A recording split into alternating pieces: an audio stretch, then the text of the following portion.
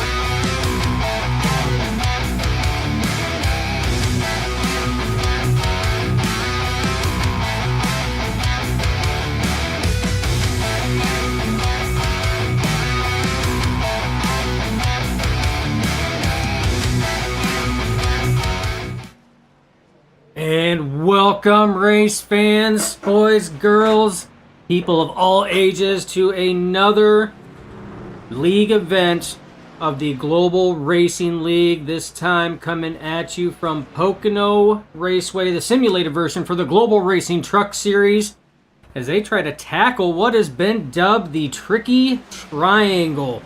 This is definitely a very tough track for some drivers. 2.5 miles, and yes, folks, as you see, it is a triangle shape, 3 distinctive corners, 3 very different corners. No corner is the same. Probably one of the toughest tracks to get a setup dialed in for, because it is almost near impossible to get a setup geared for all 3 varying corners at this location. But 2.5 miles, 70 laps is the distance tonight. It's 175 miles for what is known as the Turn 4. 175 is the running joke here at the Tricky Triangle. But nonetheless, I am Dustin Logston, and yes, doing it solo by myself. Jeremy did not, he had one of his scheduling uh-ohs like he did before. You guys can all ask Clayton White about the Taco Bell incident. This one here is probably definitely a little bit worse, though, is because the Taco Bell incident, he just was about 30 minutes late showing up. This one here, he's not going to be here at all. So it is just me tonight. So I apologize if you guys are stuck listening to my voice tonight. Send all of your complaints to our complaint department at Jeremy's email. I will give that to you later on. No. He had family stuff that he had to do, so family always comes first and foremost. So I am doing it solo. I'm doing all the duties tonight. I said duties. This is no laughing matter, though. See, Holmesy's already on there. Says he's suspended for a week, but still going to watch Grim Reaper Motorsports. Says kick some asphalt, boys. So again, chats are already gearing up. Glad you're with us there, Holmesy. But yeah, so Pocono, definitely going to be a very technical track, but it is a high-speed track. Draft is going to play a huge factor tonight. Much like what it would at any plate race like Daytona, Talladega, or any of the big 1.5-mile races as well in these trucks. So like your Atlanta, your Charlotte, Texas, things like that. But this one here, it's definitely a little trickier. 3 different corners, as I stated in the opening there. 3 different corners. You have a very wide banked corner for turn 1. You have the tunnel turn, which is a very short, fast turn for turn 2, and turn 3 is a very wide, flat corner. So again, very distinctive, but again, if these drivers can get it dialed in, should pose for some good racing. Very wide track, man. This thing has got lanes for days. You will definitely see snaking down the long straightaways at this track here, much like what you would see it in Indianapolis, as drivers are going to attempt to try to break the draft. But talking about drivers, let's give you an update on those points. And again, if I forget something, I apologize. Jeremy's usually the one doing this one here, so I'm winging it tonight, boys and girls. Right now, Chad McGinley is your points leader. Second place, Joshua Slade, 14 points behind.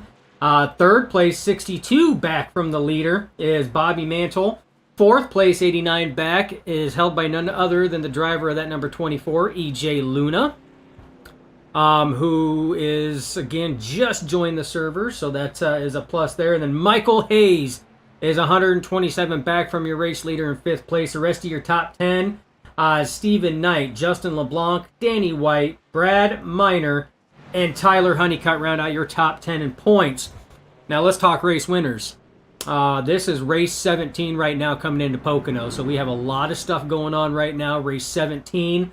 Going down your race winning list in numerical order, starting with the most wins, Chad McGinley takes the top spot at 5. In a very close second place is Joshua Slade with 4 race wins. Then it goes to newcomer to the series, Brandon Cretion with 2. He's had 2 starts, 2 wins, and then the rest of these drivers all have 1 victory piece. Bobby Mantle, EJ Luna, Mike Hayes, Justin LeBlanc, and J.J. McCoy. Now that constitutes for 4 of your race teams, that being Lone Star, One of One Motorsports, Grim Reaper Motorsports, and Ghost Motorsports. So 4 teams have team wins.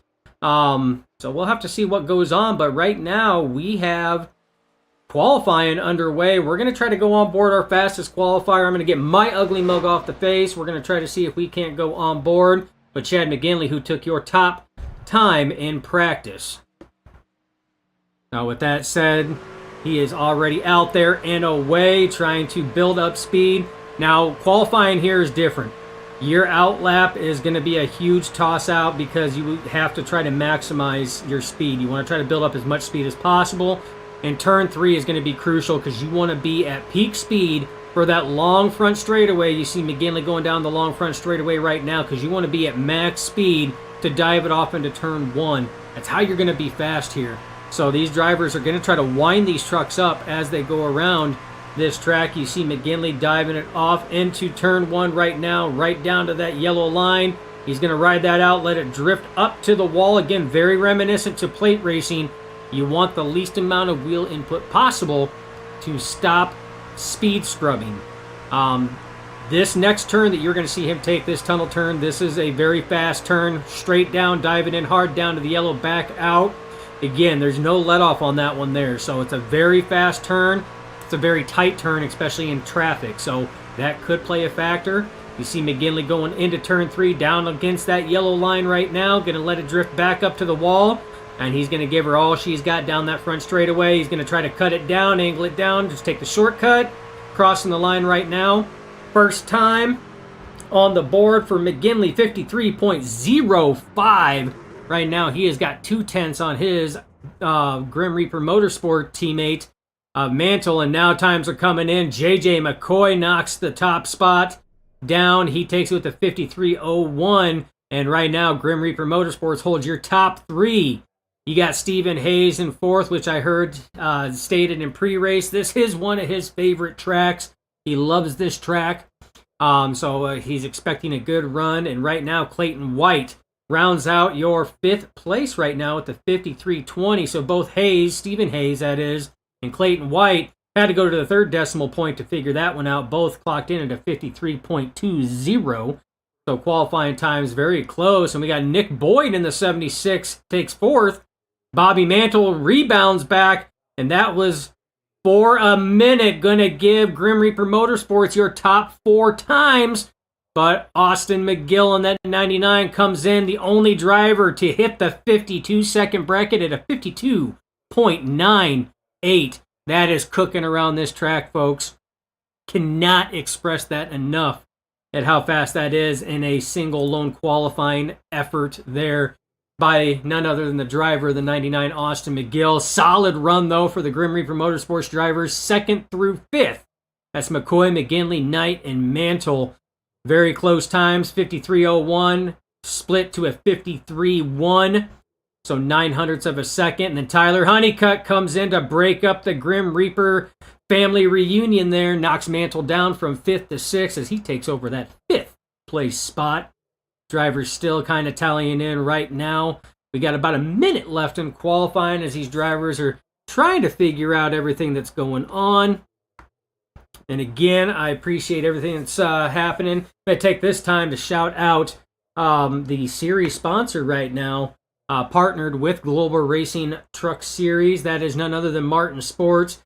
Can't say enough about these folks. Top quality apparel to make you look good, feel comfortable, and feel cool, especially in any facet, whether it's playing outdoor sports or competing in outdoor sports, whether it's sim racing. They got you covered. Home of the best sim gloves on the market. The Nerditudes choose nothing other than Martin Sports. And again, we can't say enough about them. Longest running partner that Nerditudes has had. And I know that everybody here at the Global Racing League are happy as hell to have Martin Sports on board with them tonight. So check them out, martinsports.gg. Qualifying winds down. It looks like everybody has taken time except for one driver. We got 26 looking to take the grid tonight for 70 laps around this tricky triangle, this tricky configuration. I expect some good racing tonight. I really do, folks. It should be a good one out there. Fast times, really fast times with a 52.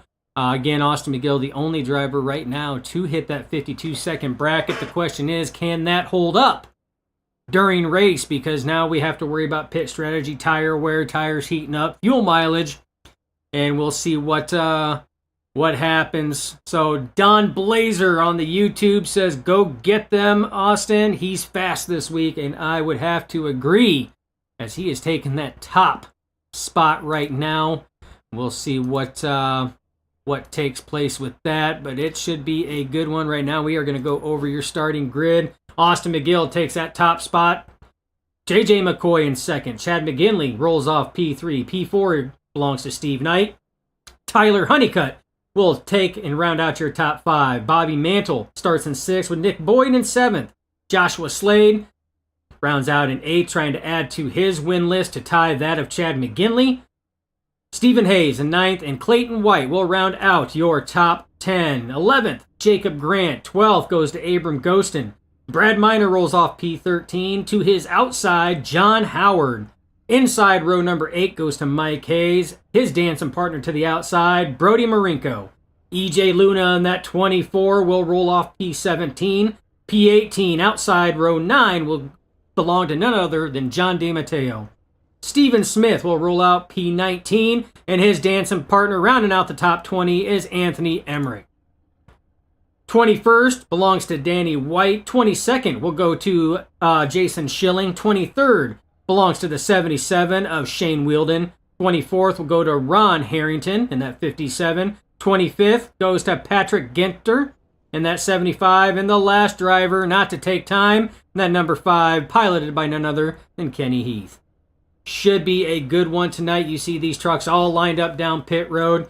I love the way that they line up like this here. It's such an awesome sight. I think the only other one that is better to see as far as a pit grid like that is when they are lined up on the front stretch. I know that's something that Jeremy and we discuss all the time, and we love, absolutely love when they do that. You see that at tracks like Charlotte, they'll line up like that to the outside. So it's always really cool to see that. We got Donnie Honeycutt on the YouTube side saying, good luck, Tyler Honeycutt and Ghost Motorsports. So again, the fan bases are out there tonight. It is going to be a wild race. A lot of side-by-side racing, a lot of draft racing. It's going to be a good one for sure tonight as we are rolling off right now. Again, Austin McGill leading the way. I tell you what, I, for the longest time, had not really been a fan of Pocono. It's definitely a driver's track. It takes a certain degree of driver to pilot this thing, especially with the 3 varying corners that it has. But the more that I ran on it and the more that I actually learned that I really enjoy running this track. It's a fun track to race, plenty of room, should be relatively simple for the drivers. Caution count should be down because we can give plenty of room. About the only way that I can really see issues might be going into corner braking, because you do have to roll off. At times you do have to brake depending on where you're at in the run to set up your turn 1 and turn 3 entry. That might be the only issue that some of the drivers may have. It's because everybody's got different braking points when it comes to this. So we'll just have to see what goes on. But I tell you what, we've got a lot of fast trucks out there. We are cycling into the start of the chase, the playoffs. As the pace truck rolls off, green flag flies. We are underway for the turn 4, 175. You already see drivers cutting way down. Oh, the one of Mike Hayes is out of sorts. Hard into the inside wall. First caution comes out, and we didn't even make it to turn 1, folks. That was hard impact. Mike Hayes tried to collect it back up and just could not do it. We're going to go back on the Nerd TV replay and see exactly what transpired during this restart. So, looks like a stack up. The one Mike Hayes was checking up to stay out of the back of the 46. And the driver behind him just did not get the memo on that one there. Just slammed him right in the back. That would be the 24 of EJ Luna. He tried to pull out, though. I will give Luna credit on that one. He did try to pull to the inside, not to make contact, but his right front made contact with the left rear of the one of Mike Hayes. And that was all she wrote on that one there, folks. It was just enough to upset the one truck going in. We're going to take a look from the onboard of EJ Luna on this one here. And you see everything's going. You see the checkup. He tries to go down, just did not have enough time. Contact was made. And there goes Mike Hayes in the one. First caution presented by Boomer Button Box comes out before the drivers even hit that turn 1 for the start of this race. Restarts are going to be tricky, folks. They really are. This is very reminiscent to a lot of the big tracks. Like it was already stated, it's very reminiscent to Daytona, Talladega. Shifts can be missed. You can miss a shift on this one here, and it is going to slow everything down, and it's going to cause checkups. People can misjudge the jump of the start, and it's going to cause checkups like that. And typically, checkups are worse the further back you go because it's a domino effect. So that checkup there could have started up in, 5th place, and it wasn't that bad. But by the time it made its way back to where Mike Hayes was starting, which was right around that 17th position, it was a pretty substantial size checkup. You see the one of Mike Hayes coming down pit road, heavy damage on the front of that machine. You see it right now. And Jeremy's going to love me too, because look what I got working. We got the drone back, baby. So, but yeah, heavy damage right now. It's not too bad. His virtual crew should be able to get that repaired. But he may have a little bit of drag going down the straightaways on that one there. It may be something he may have to tuck in back behind somebody to get air off that nose. But it's definitely still doable. We're gonna have to wait and see exactly what happens with that there. But as we wait and these guys take the extra long pace laps around this track here, we're going to do a quick picture-in-picture, and we will be right back with you momentarily.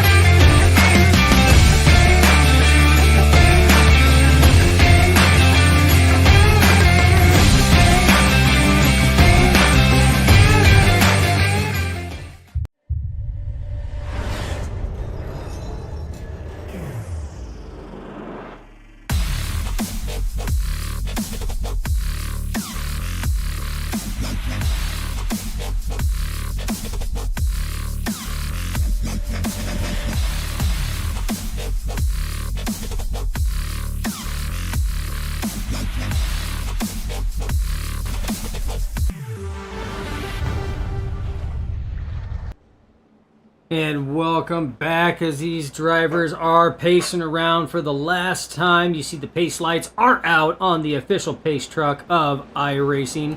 These drivers are working their way through turn 3 as we got our nerdy digger cam down there giving you all the shots from the track here. They are coming around turn 3 right now. Pace truck will be pulling off, taking that hard left-hand pull.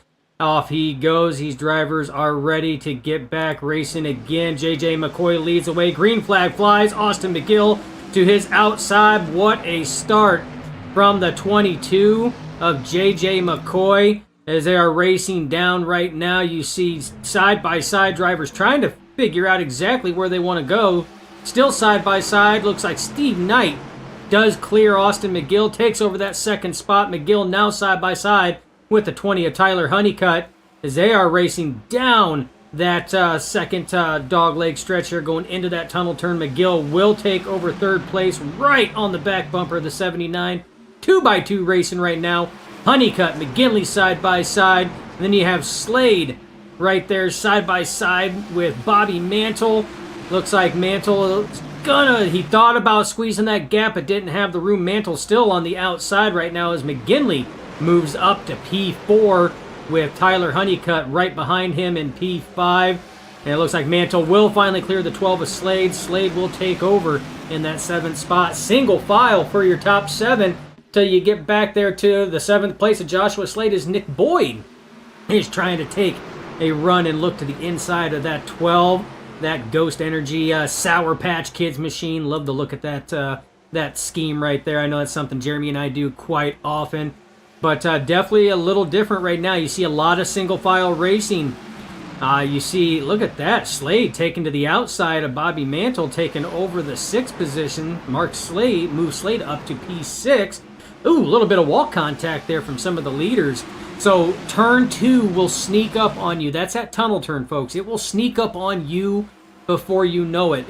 You looks like you can carry so much speed through there because you can, but you have to be aware of what's going on and how fast that turn is going to cut off. And I tell you what, that concrete wall on the outside, it is not forgiving right now. We got a battle up here right now. That is going to be for your 3rd position.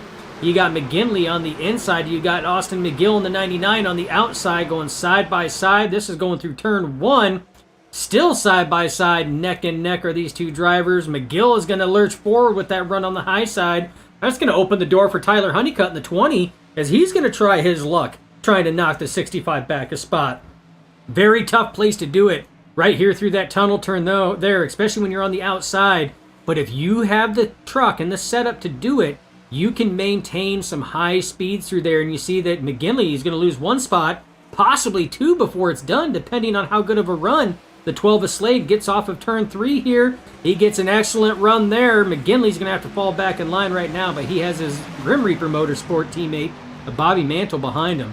So excellent racing going on already. And this is what it's going to be, folks. It's going to be a lot of straight line racing, much like you would see at a Daytona Talladega. But they will pull out only when they actually have the run. When the runs actually set up and present themselves, that's when you're going to see them pull out. Otherwise, they are going to try to maintain in the wake of another driver's draft until that right moment to sit here and try to make that move. And so down these straightaways, I mean, you're only going to see 1 or 2 trucks peek out. You see Miner right now trying to peek underneath the 64. Danny White here, not going to quite have it. You're going to see him kind of tuck back up there. He's going to get that wake from that draft. He's going to try to build that speed back up and try it again. He's got to be careful, though. He's got a very hungry 26 of John DeMatteo right behind him, though, as they're trying to figure out what's going on. Mateo thought for a second to take it 3 wide. Now goes behind the 64, Danny White. Gives him some push help there going down that front stretch into turn 1. That's going to propel the 64 ahead of the 46 right now. So, again, this type of racing, it's going to be like that all over the place. And you see the drivers up here in the front right now. These are your leaders. 99 of McGill almost slid that wall there. Might have been a little bit of a tail smack there coming off of that turn. But I tell you what, these drivers, they're giving it everything, folks. This is a very fun facility. I cannot stress that enough at how fun this facility actually is to run. And it's more of a technical track than people give it credit for.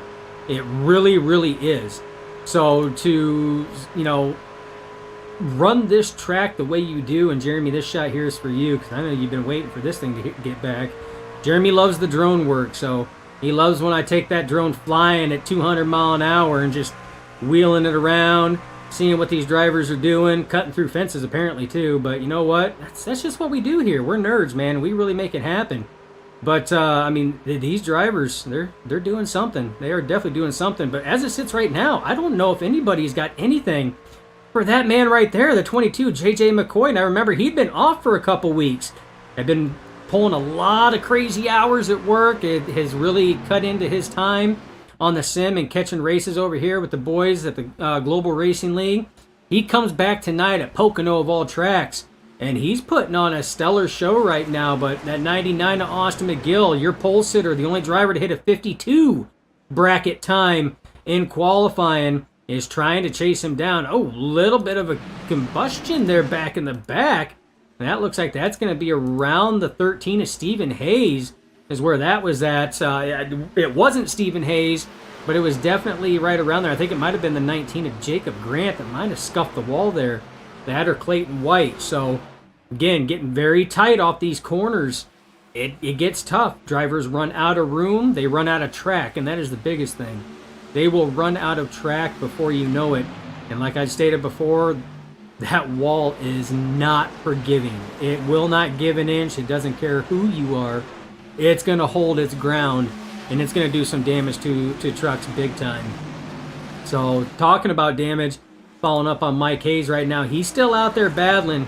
He is a lap down right now, though he is not on the lead lap, but if a caution were to come out, he would be lucky dog candidate as long as he does not get any type of X on his truck along the way. But right now, he seems like he can maintain at least a steady pace with the damage it was on the front nose of that truck, as he's battling right now the 26 of De Matteo. They're battling side by side. They're battling pretty hard for a lead lap and a lap down truck. That's surprising to me, but that's why I'm in the booth. I just call the race. That's what I do. Single file right now, all the way back for your top 7. There's really nobody pulling out of line. Everybody just kind of running their own. But I tell you what, Austin McGill, he is all over the back of JJ McCoy. This guy is putting some pressure on McCoy right now as they're running through, and you see him, he's going to take it. Whoa, man! He was one that got close on the wall coming out of the tunnel turn before and almost tank slapped it a little bit, and he cut it close on that one. He was carrying some speed off of turn 3, but you see how much that hurt him. But he's going to try to dive it in to make up some time into turn 1. But you see that drive off that McCoy gets. He's pulling right now to a 2, almost 3 truck length difference between himself and the 99 to Austin McGill. McGill is going to have to stay conservative on this. He's going to have to run consistent laps. Otherwise, this is going to happen. You see Slade right now to the inside, taking over that second spot. Crossover attempt. Thought about it. Didn't have the run. McGill pulls it back in line. So, man, some good racing up here. And this is for the top 7. This is, you can throw a blanket over all 7 of these drivers. They are that close. And for the most part, it's going to stay like that. I mean, in this shot right here, you see all the trucks right now. I mean, they're all on the same straightaway. You got a couple stragglers back there that just made it before these drivers hit turn 1. All the trucks are on the same straightaway. We're 14 laps in out of 70 laps right now. And the racing is still that close. Little blinky by McCoy. Yeah, you don't want to be doing that, man. You got a good thing going right now. But he definitely has to watch out for that 12 back there. Remember, during pre-race, I stated that 12 was going to be hungry, trying to get another win so that he matches the 65 Chad McGinley's win count on the season at 5. Slade currently slotted with 4 wins on the season right now. Been coming on really strong, really hot, and the latter half of this season so far, he's creeped closer and closer to Chad McGinley. He's cut his lead down quite a bit. Right now, that point difference, 14 points between McGinley and the 65 and Joshua Slade in the 12. So points are everything. And right now, they are slotted P2 for Slade and P5 for McGinley as they run right now. So again, they're trying to gain points as they go through. Looking through the field right now, you see that we are actually starting to get some different packs. That's the tail end of that lead pack with the caboose of Bobby Mantle back there right now. And then you got Jacob Grant here trying to lead another pack back up. That's a little 4-driver, almost 5-driver pack there. That's Grant, Boyd, Clayton White, and Stephen Hayes in the 13. And then John Howard is back there as well with EJ Luna. They're kind of trailing back there just a little bit, but still within the wake, trying to make some time up as they're going. That's 12 and 13th right there. 14th is Danny White. And then John DeMatteo right there rounds out your top 15. But as we get further and further back, there's more and more space going on. So again, we got 2 distinct packs of drivers, but that second pack is catching the main one. Jacob Grant reeling in the caboose of that lead pack. That's Bobby Mantle playing caboose right now, but we're here pretty soon. He is going to have a near full of the 19 of Jacob Grant. Grant trying to pull him in. Again, Grant's got Nick Boyd, Clayton White, and Stephen Hayes in wake. Look at those trucks yaw out going through that tunnel turn. Ladies and gentlemen, you just throw it in there. That's exactly how you do that tunnel turn. That's probably one of the funnest turns in this entire track because it's quick, it's sharp, and it's fast. So we got Dustin Franklin saying, go, EJ, go, talking about EJ Luna. He is on the move up 4 spots from his starting spot. He started P17, currently resides in P13, trying to chase down that pack on your screen right there.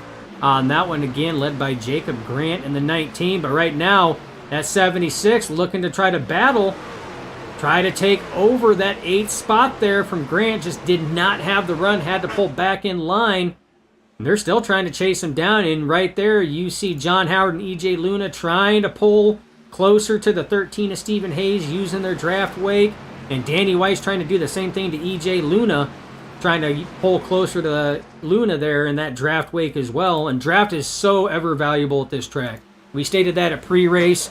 It's exactly how it is. We got a battle right now for the lead. Slade finally felt enough confidence there to try to make that pass. Got the nose on the inside. McCoy gets that high line run off of turn 3.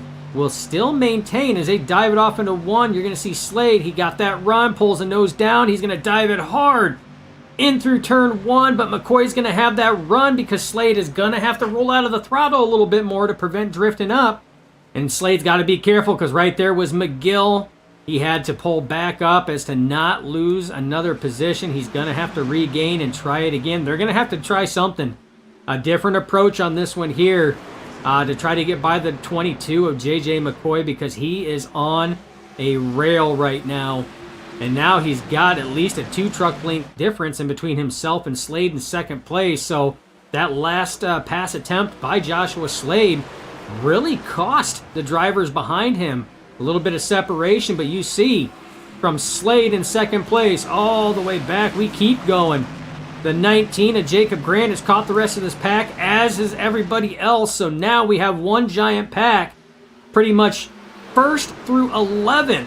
Stephen Hayes being that truck in 11th place right now, all grouped up and caught back up as that lead pack started racing side by side. So now that pack just got a whole lot bigger. Again, very reminiscent of Daytona and Talladega.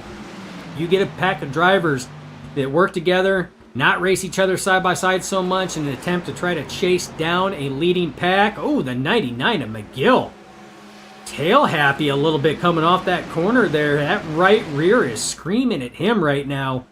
Was able to gather it up. Didn't really lose a whole lot, about a half a truck length on the 12 of Joshua Slade. But man, that's not what you want to see. Again, we're working lap 19 of 70 right now. These drivers are still going. They did come to the service of their pit crew under that first caution. Remember, we've only had one caution in tonight's event, and that was on the initial start due to a checkup further up in the field. And it just, it went to a domino effect. Oh, almost contact there between the 19. A little bit of wall contact there as the 89 and 19 got really close. If there wasn't contact there, there was definitely an air pocket there that fluctuated both trucks in opposite directions, almost like polar opposites of a magnet.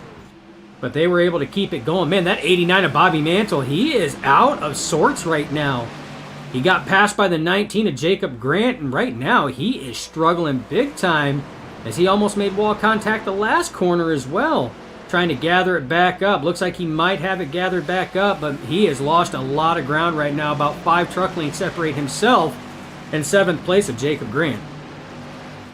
You see more passing going on right now. That's led by the 20 of Tyler Honeycutt. He did have help, but Grant jumped back up.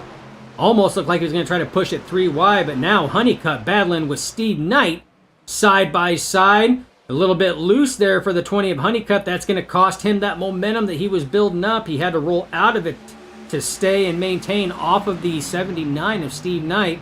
And now Jacob Grant going to try his hand to the inside of the 79.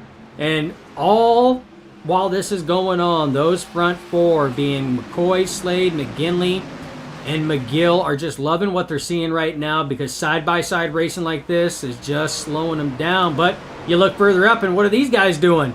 They finally got tired of going single file and said, you know what, let's kind of slice and dice and mix this up like a tossed salad. They start going side-by-side. They get it figured out, though. And they're back single file. That second pack finally got things figured out. They're back single file.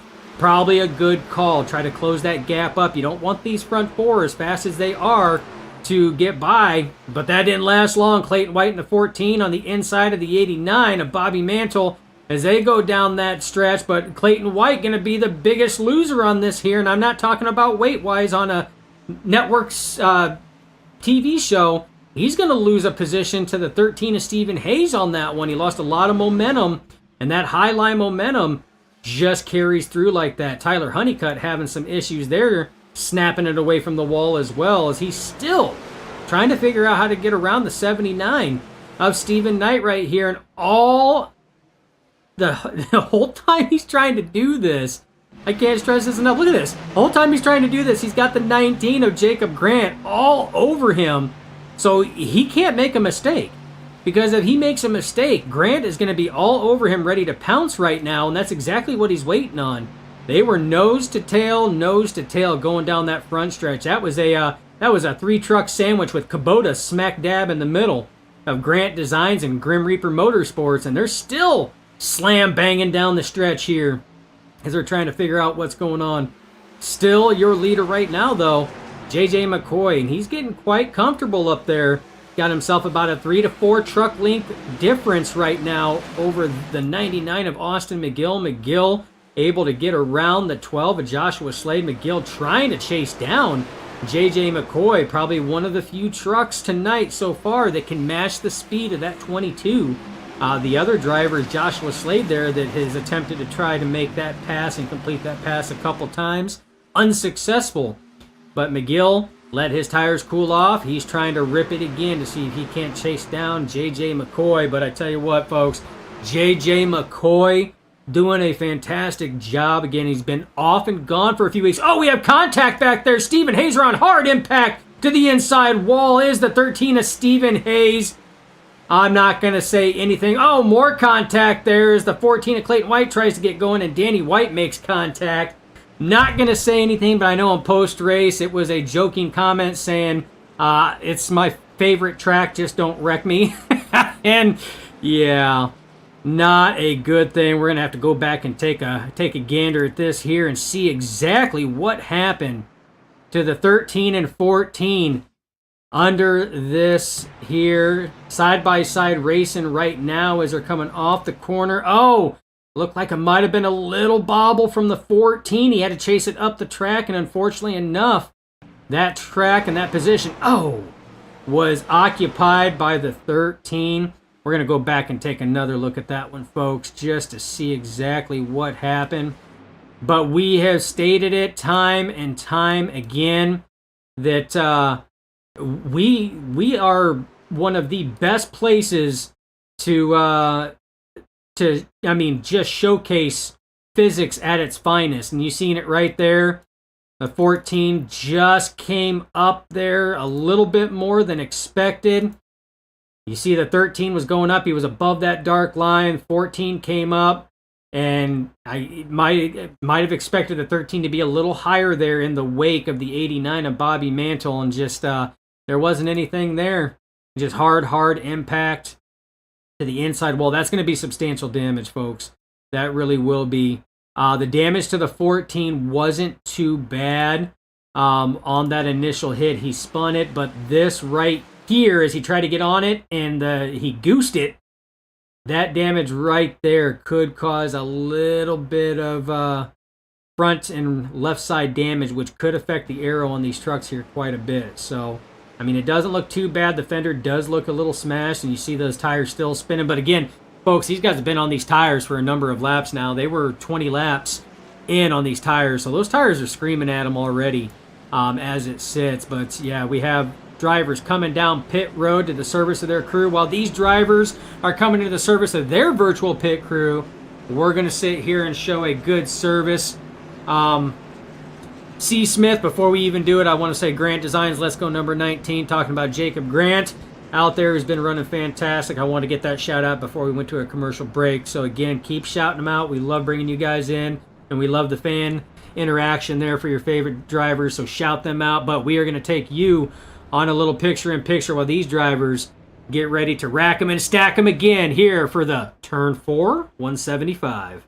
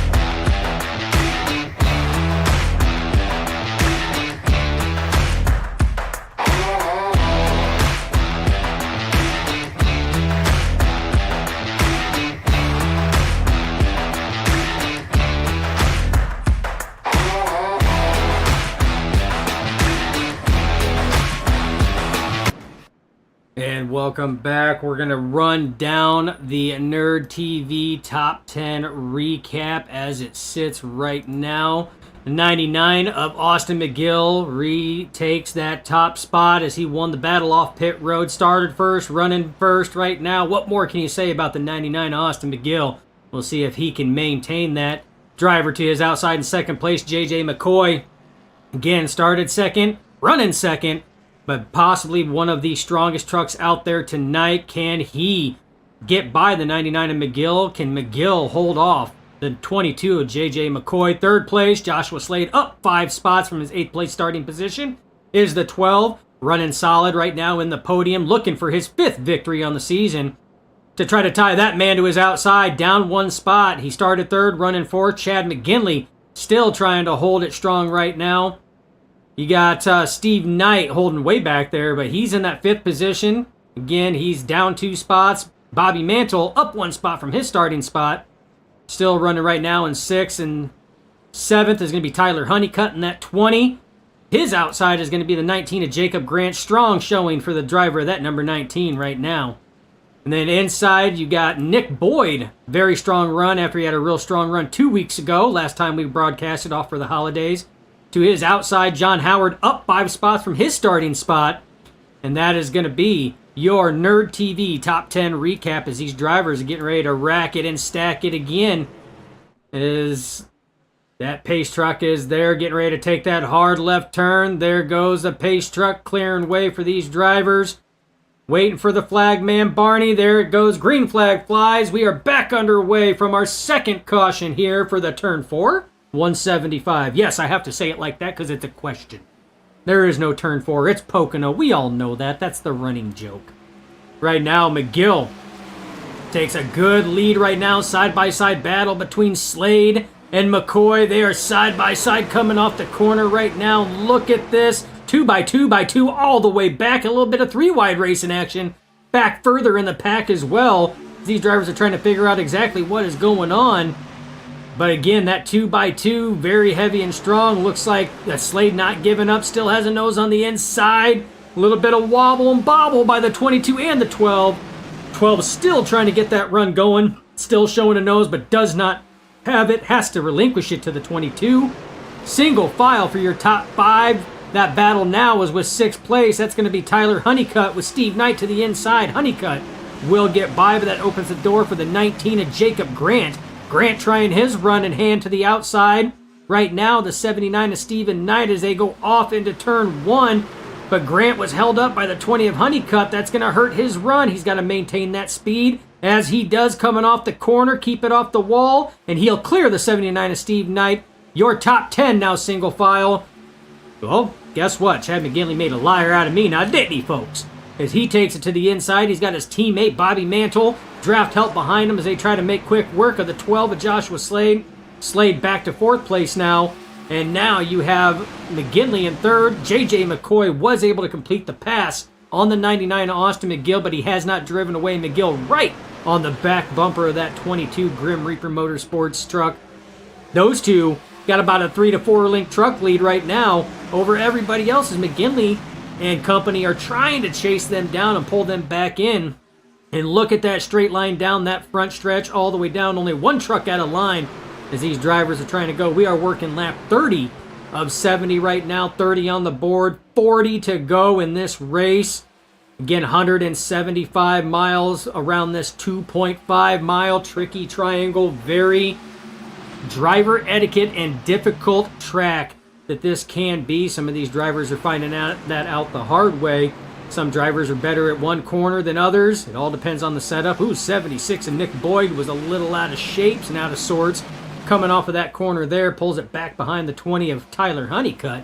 Those drivers there still nose to tail. You cannot fit a human body in between some of these trucks, folks. These guys are that close and running. 19 of Grant takes a hard left cut to try to get off and around the 89 of Bobby Mantle.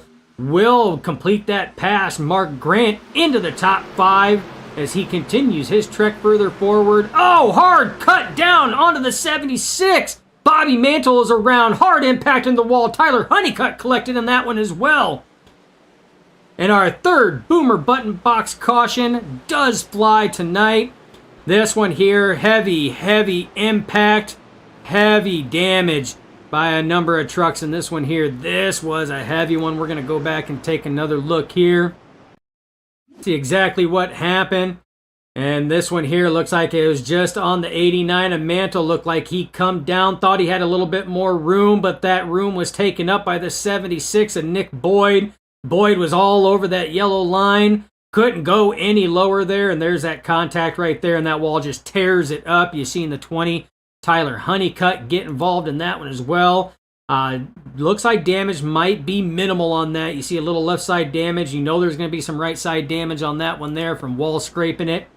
But again, a difficult situation to be in on that one there with both of those drivers. And again, that is going to be the 89 of Mantle, and you've seen it right there. We'll back it back up. Just thought he had a little bit more room than what he did as he was trying to get that good corner exit there and bring it down to the yellow. And the 76 was right there. And just contact was made, and there's that slight contact that was just enough to send the 20 of Honeycutt. He almost had it going.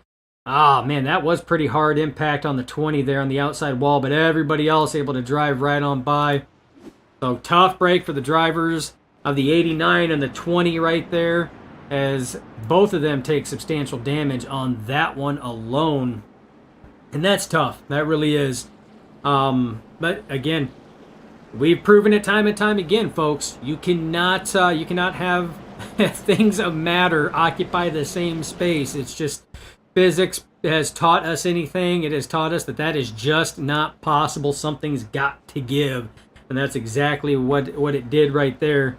We're going to take this time, though. We're going to shout out a couple partners that do not have a commercial to go along with it. Dusty Pete's Gifts and Collectibles. Again, that's the official online hobby shop of the nerds. You are looking for anything nerdy, anything collectible. It doesn't matter if it's Magic the Gathering, Pokemon cards, NASCAR diecast, action figures, figurines, you name it, Dusty Pete's has it. And if they don't have it, then talk to Dustin Sorber himself. That man's got connections. He could probably find what you're looking for in some way, shape, form, or facet. So again, check them out at DustyPete's.com. Be sure you use that promo code SUPERNERD on any order over $20. It will save you 15% on anything that you order at DustyPete's.com.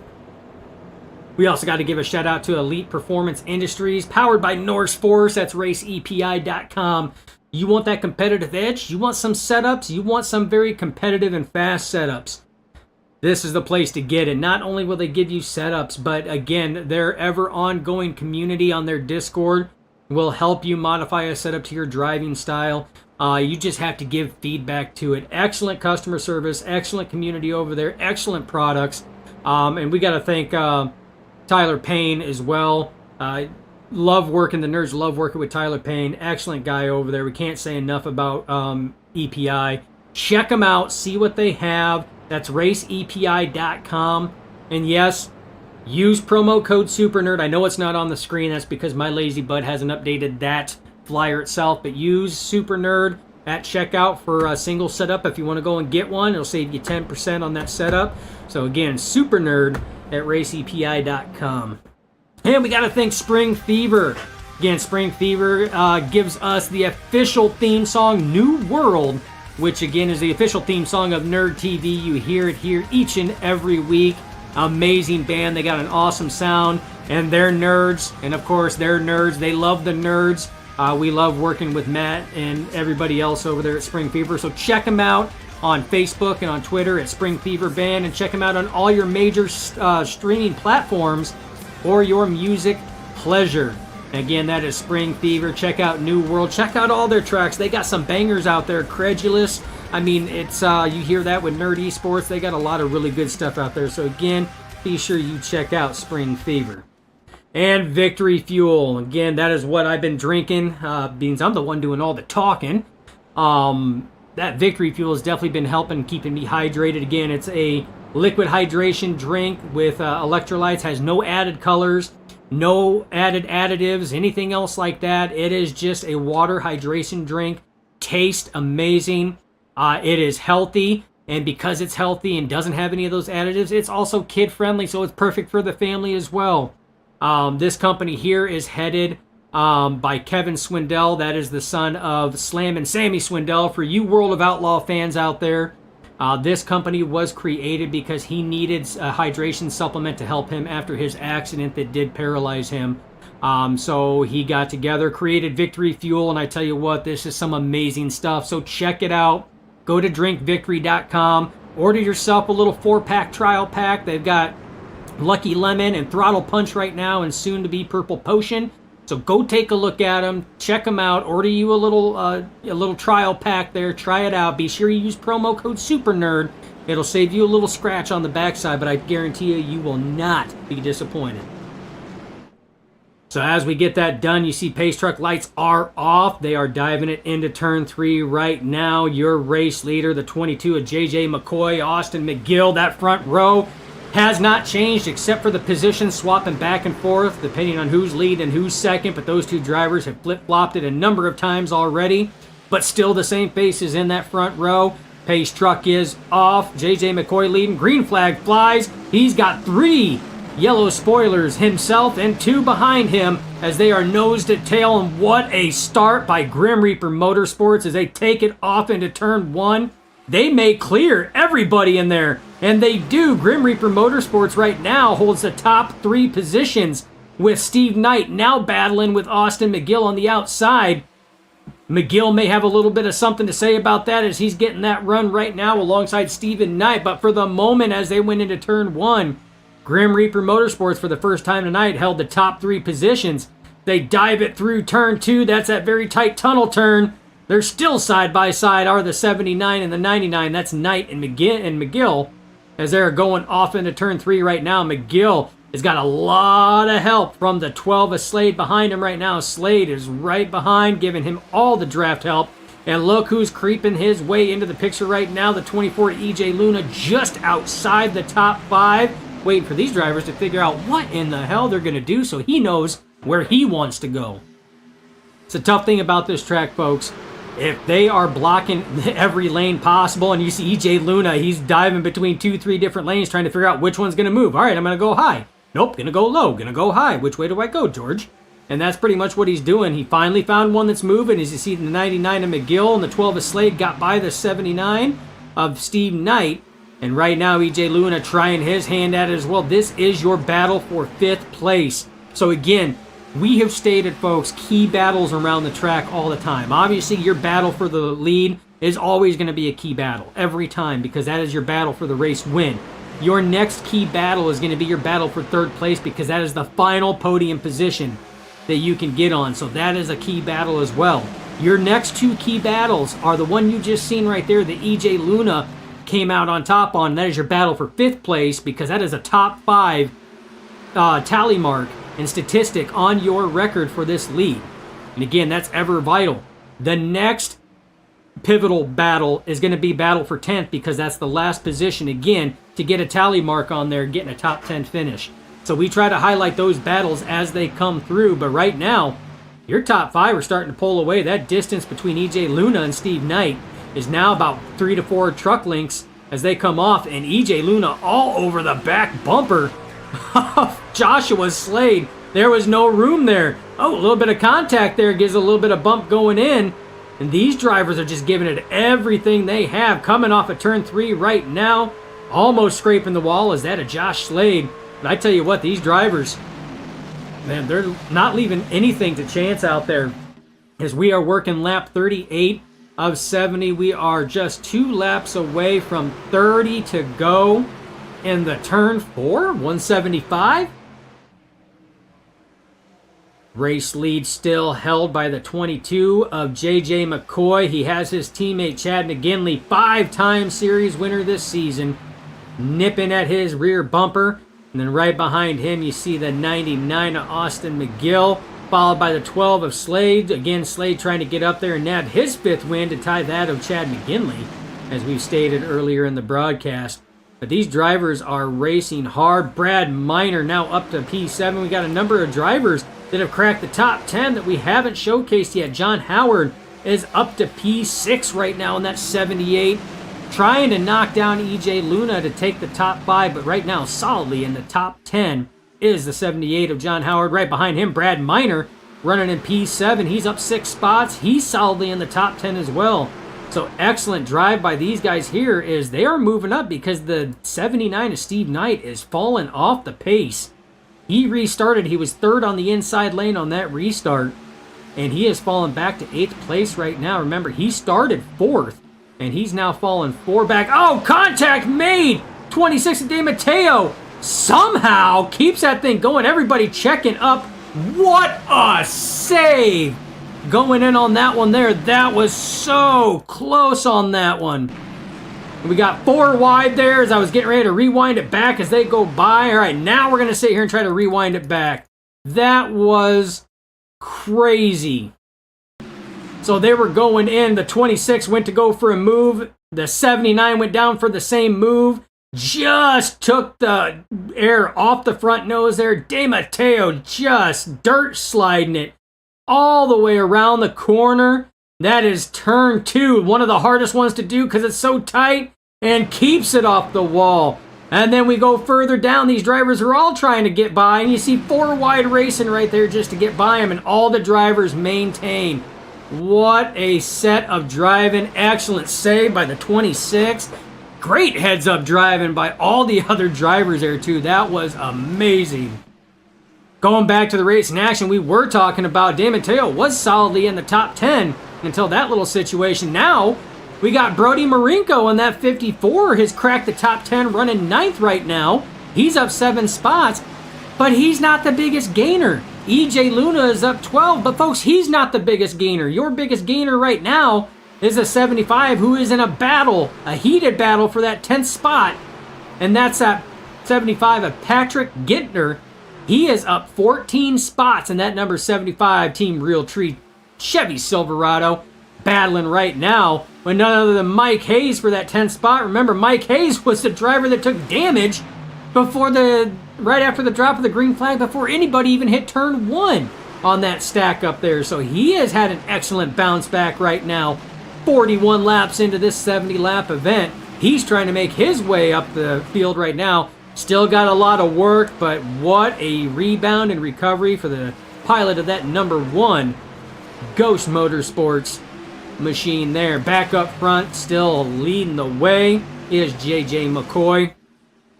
Excellent job by this man here. Chad McGinley right on his back bumper, and Austin McGill still trying to work it as he drifts way high to try to get that run. That's going to open the door for Joshua Slade. Joshua Slade has to pull back in line. I tell you what, though, this is some amazing racing that we see going on here right now.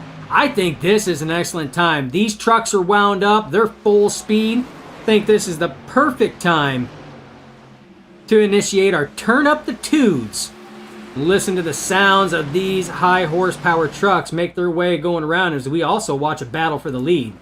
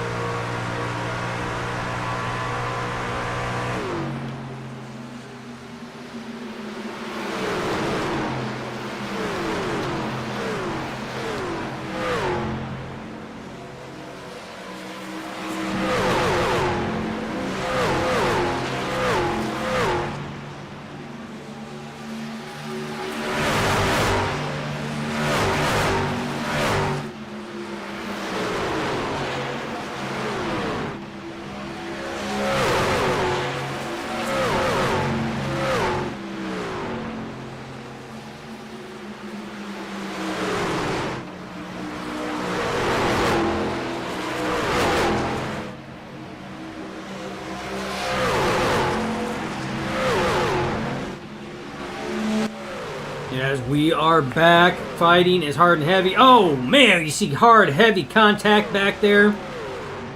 Coming off of turn 3.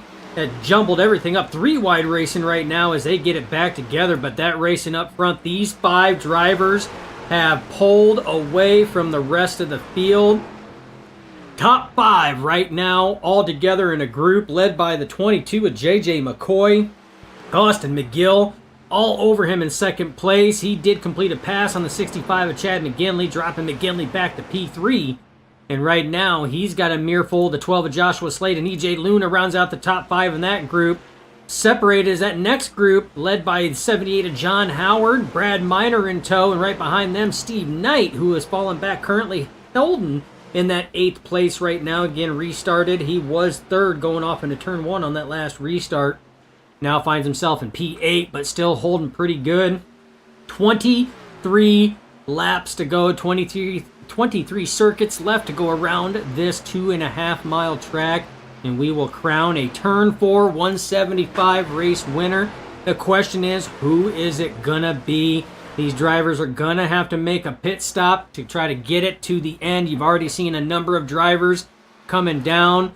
You see Steven Smith is down, Kenny Heath is down, coming to the service of their pit crew. So drivers are gonna have to make a stop. The question is, when are they gonna do it? But man, right now, that 22 has got nothing but Bass Pro Shop straight up his tailpipes right now, as he was literally getting a push down that stretch there as they come off the corner.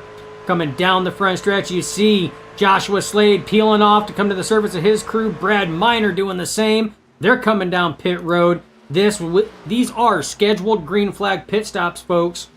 So this is expected. Danny White also coming down as well. The question is, this opens the door. When is the rest of the drivers gonna be coming down to the service of their crew? That is gonna be the $1 million question.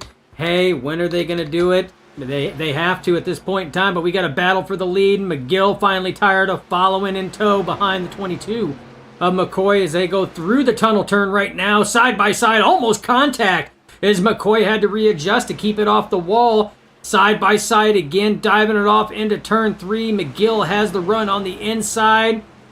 Does have that nose. Comes up, slides right in front. McCoy trying to go down low. Crossover move does McCoy. They are still side by side. McCoy now on the inside. McGill on the outside as they flip-flop coming out of turn 3. So that lead change was short-lived as the 22 now trying to retake that. McGill on the outside. He's going to lose it on corner entry, but will he gain it on corner exit? That is the question. And right now, McCoy showing that he has a tough truck tonight, folks. 99 looking again. These guys are just not content following behind one another. As the 99 comes down, he's going to try it again. As we're going through the tunnel turn yet again, almost mirrored from last lap, except now there isn't a little jut off the wall there for the 22 and a near hit. This time much cleaner. Side by side as they go into turn 3, and right now McGinley and Luna sitting back watching, waiting to see what happens. Slide up in front, crossover maneuver. There goes the 22. Block applied by McGill. McGill's going to keep the 22 behind him. McCoy right now is just in the draft wake, but he also has a Grim Reaper Motorsports teammate behind McCoy, that being McGinley, so he is a lone dog out there as EJ Luna peeled off. As is Abram Ghostin, Jacob Grant, and Anthony Emmerich all come down to the service of their virtual pit crew for 4 fresh Goodyear sneakers and a full tank of that simulated Sunoco race fuel, brought to you by the fine simulation software of iRacing here tonight. Also where you can come and race just like you see these drivers doing. All you need is a computer, a steering wheel, and an iRacing subscription account to the iRacing simulation software, and you can find yourself in here scrubbing virtual fenders and door panels with the rest of them. It looks like your top 3 are coming into pit all together. Lock up there. You got to be careful. That commitment cone is very close to the entrance of pit road. All 3 of these drivers down to the service of their crew. That's going to leave the one of Mike Hayes out front leading right now. What a story. Took damage on lap 1. Drivers didn't even get to turn 1. He was a lap down, was able to get it back, comes back, and he is going to look to try to get himself a lap lead, followed by the 54 of Brody Marinko. He's that white truck just further back. The 57's Ron Harrington. Right now, he is not on the lead lap. And you see the one's just going to let Harrington go rather than battle along with them. And he's just going to follow suit. And the only one for position right now is that white truck further back. That is Brody Marinko in the 54. These drivers still have to come to the service of their crew. Now you're going to see the scoring tower and the pylons and that ticker up top just jet all over the place because these drivers are still in the midst of their green flag pit stop. So until these drivers, and by drivers I mean every single driver, cycles through their green flag pit stop, you're not going to know the true running of it as it sits right now. But based on who has pitted and who has not, Joshua Slade, once the rest of the drivers come down pit road, Joshua Slade should be slotted to your as your race leader. We're going to bring up the stit lane because I don't know if Bobby Mantle pitted or not. So Mantle pitted. Mantle's been on his set of tires for 20 laps. So right now, out of all of them that have pitted recently, Joshua Slade is going to be your race leader. But when the top three, which is Hayes, Marinko, and Jason Schilling, when they pit, Bobby Mantle should take over that top spot because he does have fresher tires than the three ahead of him. But he's still going to have to come down pit road at some point in time within the next seven laps or so, because these drivers have, I would say 7 to 10 laps, because these drivers have put on so many of them. I don't know if they're going to be able to make it. So it's going to be interesting to see how the strategy works out. First driver out on the track that has undergone green flag pit stops this most recent round, again, is going to be the 12 of Joshua Slade. The 99 of Austin McGill is going to be behind him. Those guys have been racing hard and heavy. And right behind him is EJ Luna. And then you see JJ McCoy seemed to have some struggle on pit road as he came in second place behind the 99 of Austin McGill. And McGill now is out front of him by 2 trucks. They got EJ Luna, who must have had an excellent stop on pit road, has actually found himself inside or in front of the 22 of JJ McCoy. So right now, McCoy does not look like he had a very strong pit road cycle. Neither does Chad McGinley, who is further back as well. He's right around Clayton White and Nick Boyd. So looks like Grim Reaper Motorsports might have hit the struggle bus a little bit on pit road. Not as fast and clean as what they normally do, but that doesn't mean anything if you have a driver that could possibly stay out and make it. Some of these drivers may be looking at it, maybe trying to extend it on pit strategy. What a story that would be if the one of Mike Hayes could make it on fuel. It wouldn't be a tire situation. It would be more a fuel situation on how many laps they can complete on a fuel run on here. Again, he's pushing 30 laps right now. Once he completes this lap here, Mike Hayes would have been on this set of tires and on this tank of fuel for 30 laps. That's still 16 or 15 laps to go. So you're talking to stretch a tank of fuel for 45 laps. That seems like a pretty stiff, glass of water to try to down and gulp down all at once. But I have seen stranger things happen. I really have. So to see somebody win on pit strategy would not surprise me in the least. In any league that Nerd TV broadcasts, we have seen some amazing stuff. But right now, these 3 drivers, they're up in the top right now. And we have a caution. This is going to change everything right now. And this one here looks like it might involve the 19 of Jacob Grant. That's going to be heartbreaking, as Grant was having a fantastic run. We're going to sit here and watch and see what happens.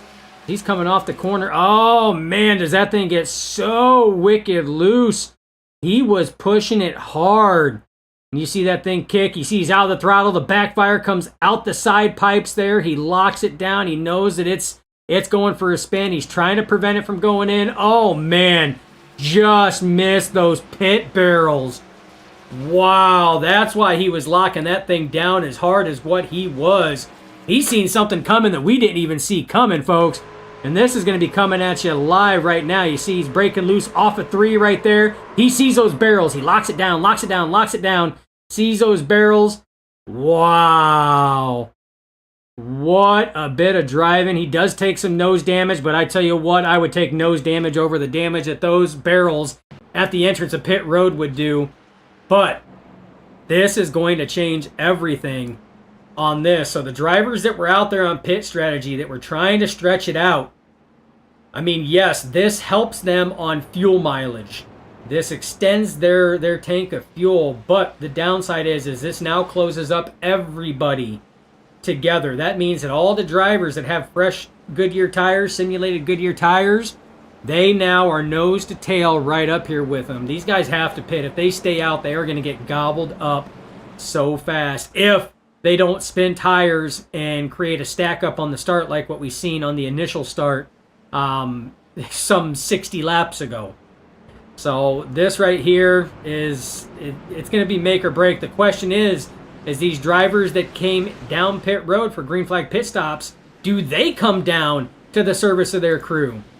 And it looks like Joshua Slade is coming down, as is everybody else. So yeah, oh no, we had some people take out. What? Fake?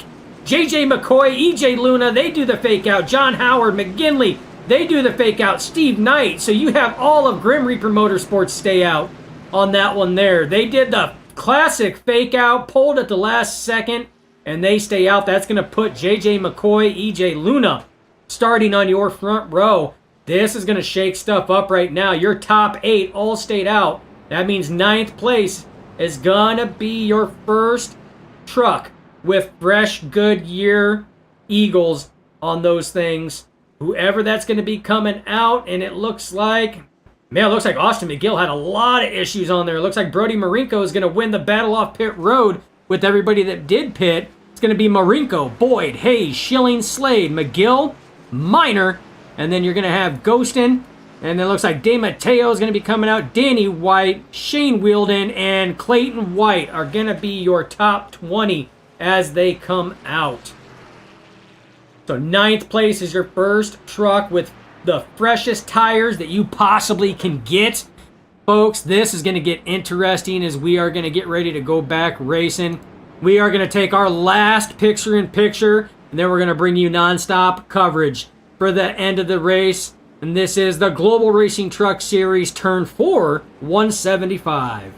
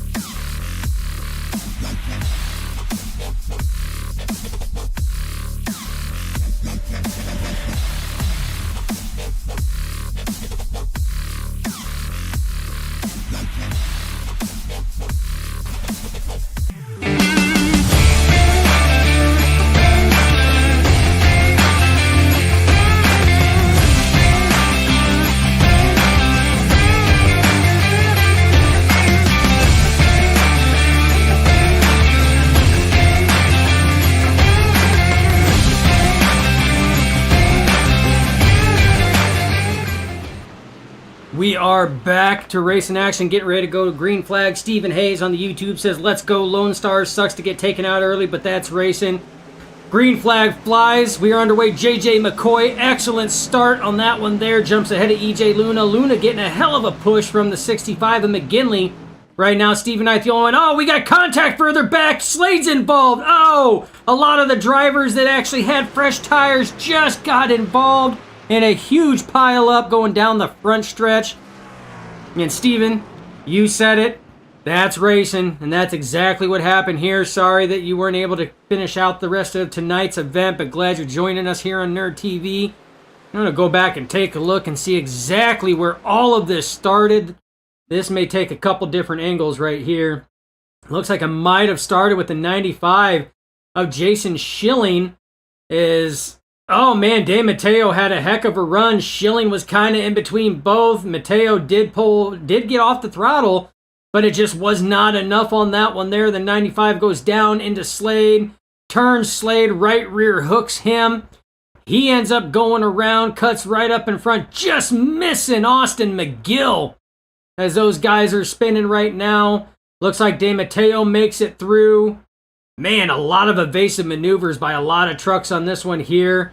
Don't know the extent of damage. Doesn't look too bad on that 12, but again, he's running out of laps. That's not what he wanted to happen. But man, that was a tough break on that one there. We're going to go back and take another angle at this one here. See a little bit of a bump from Austin McGill. The 95 slides down right in the lane where the 26 of De Matteo was at. Just contact, just enough. And then a whole crap ton of netcode going in as De Matteo was literally one with the 95 on that one there. A little bit of bump from Brad Miner as he was checking up as well. Yeah, a little bit of contact. The damage on the front nose of the 12 doesn't look too bad. A little bit of a crinkle, but man, that could have been a whole lot worse. But that's going to rack them and stack them again, and that's going to put us possibly having the same situation again on this. Drivers are going to be really aggressive, and no, that's not a bad thing. That's just racing nature. You are coming down to the end of this race here. You're running out of time. You got to move. So you're going to start making some cuts. You're going to start slicing some gaps that maybe are a little tighter than what you normally would. But that's racing when you're getting down to the nitty gritty and coming down to the elevated esports racing white flag and eventually the Martin Sports winning moment checkered flag. These drivers are running out of time, but right now they got to figure out something with this 22. Right now with Austin McGill slotted deeper in the field right now. He's slotted P12. McGill has been one of the trucks that has battled the 22 and has been able to really push that 22 to his limits there to maintain that lead. He's slotted back in 12th right now.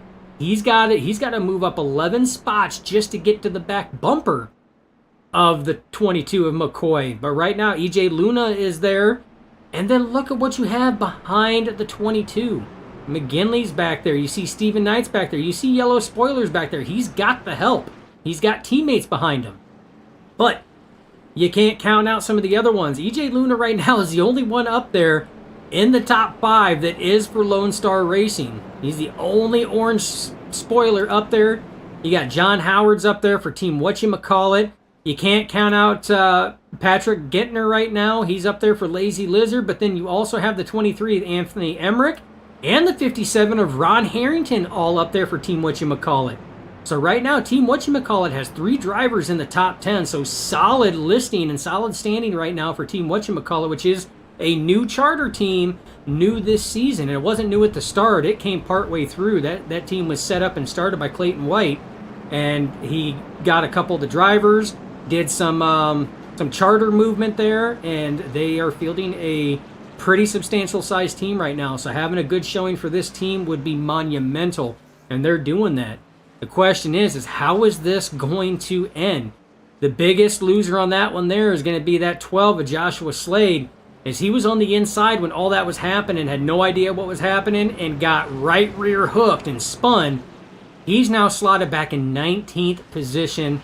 A lot of work ahead of him to try to move that number 12 Ghost Energy Sour Patch Kids Chevy Silverado closer to the front. But right now, very familiar front row, at least with regards to the 22. The 22 has not been very far outside of those top two positions, flip-flopping back and forth. And that's where he's at again, P1. EJ Luna, this is the second time he has restarted on that front row. Let's hope he's learned a little bit on what to do, because the 22 McCoy kind of caught him off guard on that last restart. McCoy jumped out to an excellent lead, and I think the only thing that kept the 24 in the running was the big push he got from the 65 and McGinley on that restart to get him up to speed. He's got to be able to match and maintain the restart of the 22 if he has any hopes or chances of taking this win away. And he's got to be careful, because if you can't get the win, then your next goal is that podium.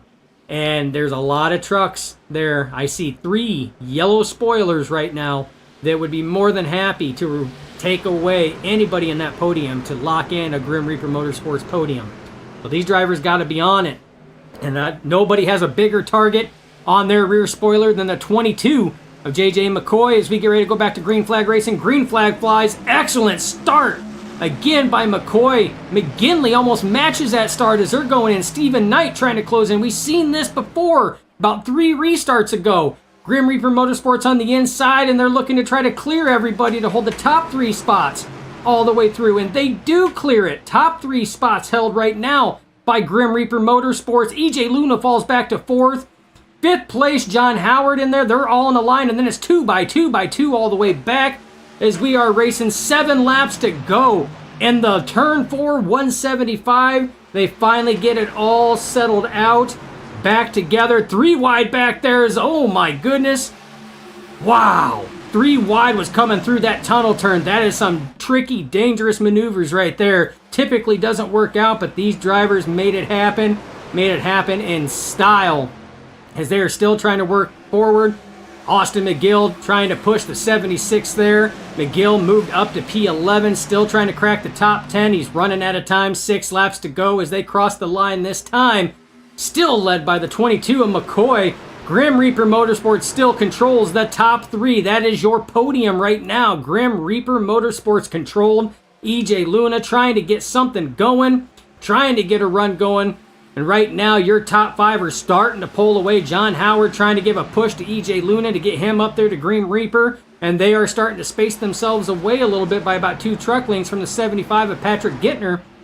Gittner now trying to close in on the 78 of Howard. Luna trying to close in on the 79 of Knight as they dive it off into turn 3. As they come all the way around, they're going to come off at turn 3 right now, down that long straightaway. Oh, we got an accident back there. It looks like Nick Boyd involved, Danny White involved, Austin McGill involved. He was trying to make his way back up there. Huge wreck there. 14 of Clayton White involved. Wow, 22. Huge wreck coming off of turn 3. That is a massacre of biblical proportions happening right there. We're going to see if we can't see what happened. This is the 23 of Anthony Emmerich right now. Oh, man, looks like contact. We'll have to get another angle, but from the initial preliminary, it looked like the 76 might have come up and just left rear tag the 26 as they come off, and it was nothing but a roadblock. You see the 99 hitting the wall. You see the 64 hitting. De Matteo gets slaughtered. Oh, Joshua Slade gets it again.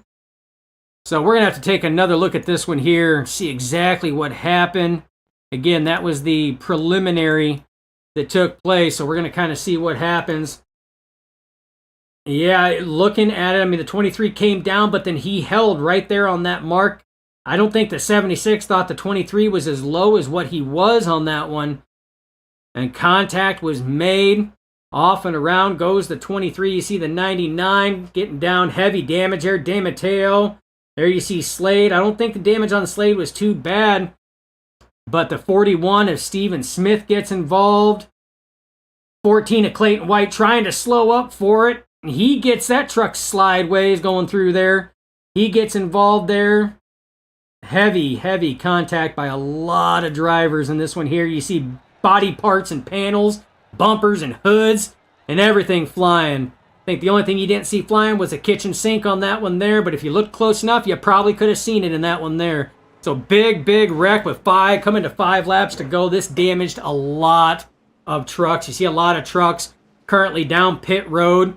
Abram Ghostin in the 25, Bobby Mantle on pit road, Danny White, Jason Schilling, Brad Miner, Austin McGill, Steven Smith, and Kenny Heath all on pit road right now. Heavy damage by a lot of these drivers. And this is just extending it out. These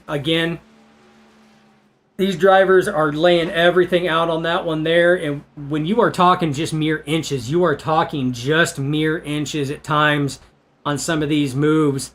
But this is going to hurt. But one thing this is going to do is going to separate out these Grim Reaper Motorsports drivers. They're not all going to be in a line now. You're only going to have 2 of them in a line at this point. You're going to have McCoy, who I would imagine is going to elect to restart on the inside lane. That is the preferred lane. It's going to put McGinley on the outside. That's going to put Stephen Knight on the inside behind J.J. McCoy, starting third. And then it's going to put E.J. Luna starting behind Chad McGinley. We're going to see if E.J. Luna can't repay the favor that McGinley did on that restart with some excellent pushes. That's your top 4. John Howard still holds 5th place right now. Excellent showing by the driver of the 78. He's still back there. He could be a sleeper. We have seen teammates sit here and race one another and contact made. We have seen teammates take out other teammates unintentionally, but we have seen it happen. So you have drivers like E.J. Luna or John Howard that could be in the catbird seat right now just waiting to pounce if something like that would happen. So John Howard putting himself right now in a solid top 5 position. Can't count out the 75 of Patrick Gittner either. That driver there is not a name that we call very often, but when he's at a track that he enjoys to run, he makes sure that we call his name. That is for damn sure. He's been running up there solidly in the top 10 right now, knocking on the door of the top 5. So look out for him. Brody Marinko, he's up there solidly in the top 10, running P7 right now. Mike Hayes running P8. Again, remember, he was involved in that lap 1. If you even want to call it lap 1, we didn't even get a half a track before that caution came out. He took damage on that one. He's running solidly in the top 10. Running P8. Nick Boyd running P9 right now. He was involved in the last incident that brought out our most recent Boomer Button Box caution, 6th caution of the night. And then Joshua Slade, even though he was involved in that last caution, finds himself in the top 10, still trying to rebound. That is now 2 cautions that 12 truck has been a part of in some way, shape, or facet. Still trying to trek forward. These guys have got motivation and dedication like you wouldn't believe. Joshua Slade, Mike Hayes, they are proof of that tonight. Both have taken damage. Both still trying to truck away. And both sitting in the top 10. So it's going to be interesting to see what happens. Heartbreaker tonight is going to be the 99 of Austin McGill. He has retired from the event. That's one of the heartbreakers as well. Such a fast truck. Such a fast truck to have that happen. And he had nowhere to go. He was on the high side. That whole track just blocked up, and it was a traffic jam. It was like a traffic jam on I-55 going into Chicago at quitting time.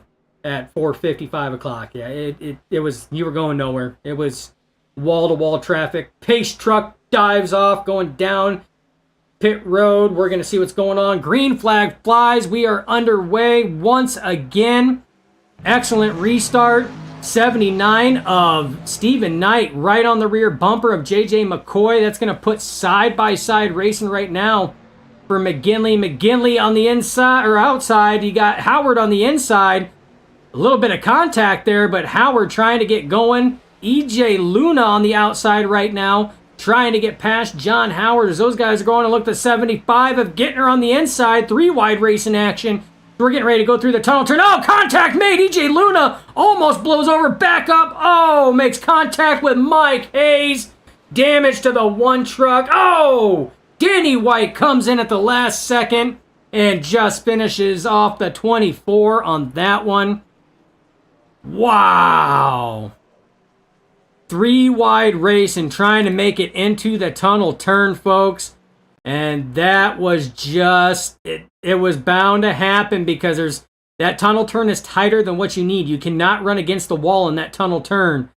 And 24, I mean, just trying to set up for it. Look at the pickup on that. Almost blew that truck over. And this is the hard impact. This is a heartbreaker right here. Mike Hayes sees it coming. Bam! Right into that. And then hard impact just disintegrates that front nose of the one. And then iRacing magic, it just reappears again. Almost like nothing happened. We don't question it, folks. We just roll with it.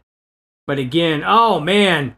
Bobby Mantle gets a little piece of it. And then right there, boom! Danny White comes in.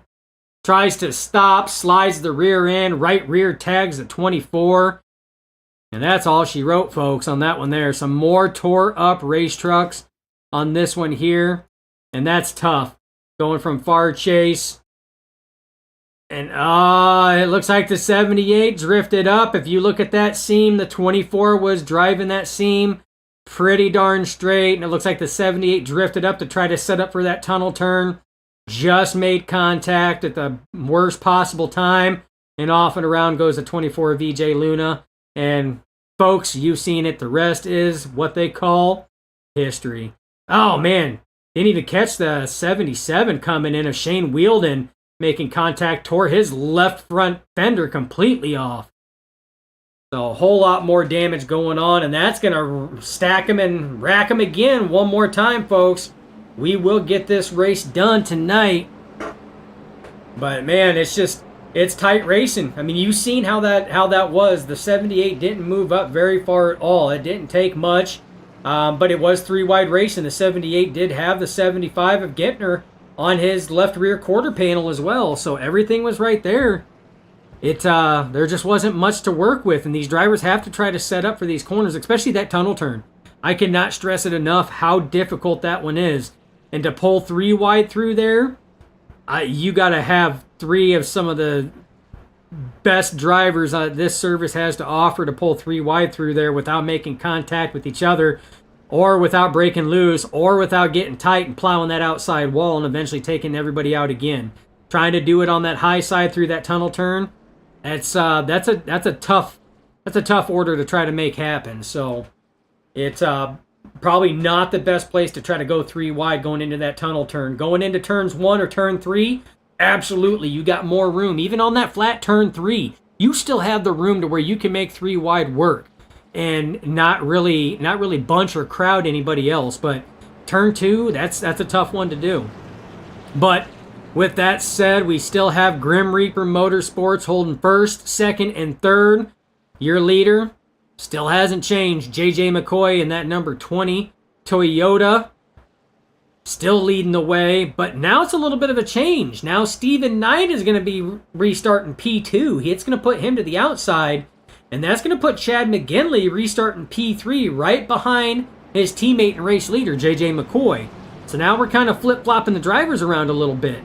And then you've got John Howard there for Team Whatchamacallit, running P4. He's going to try to match the restart of Grim Reaper Motorsports here and see if he can't try to push the 79 of Steve Knight ahead of McCoy, because, again, he's still looking to try to make something happen in this race. But either way, he's still running completely solid in P4 right now.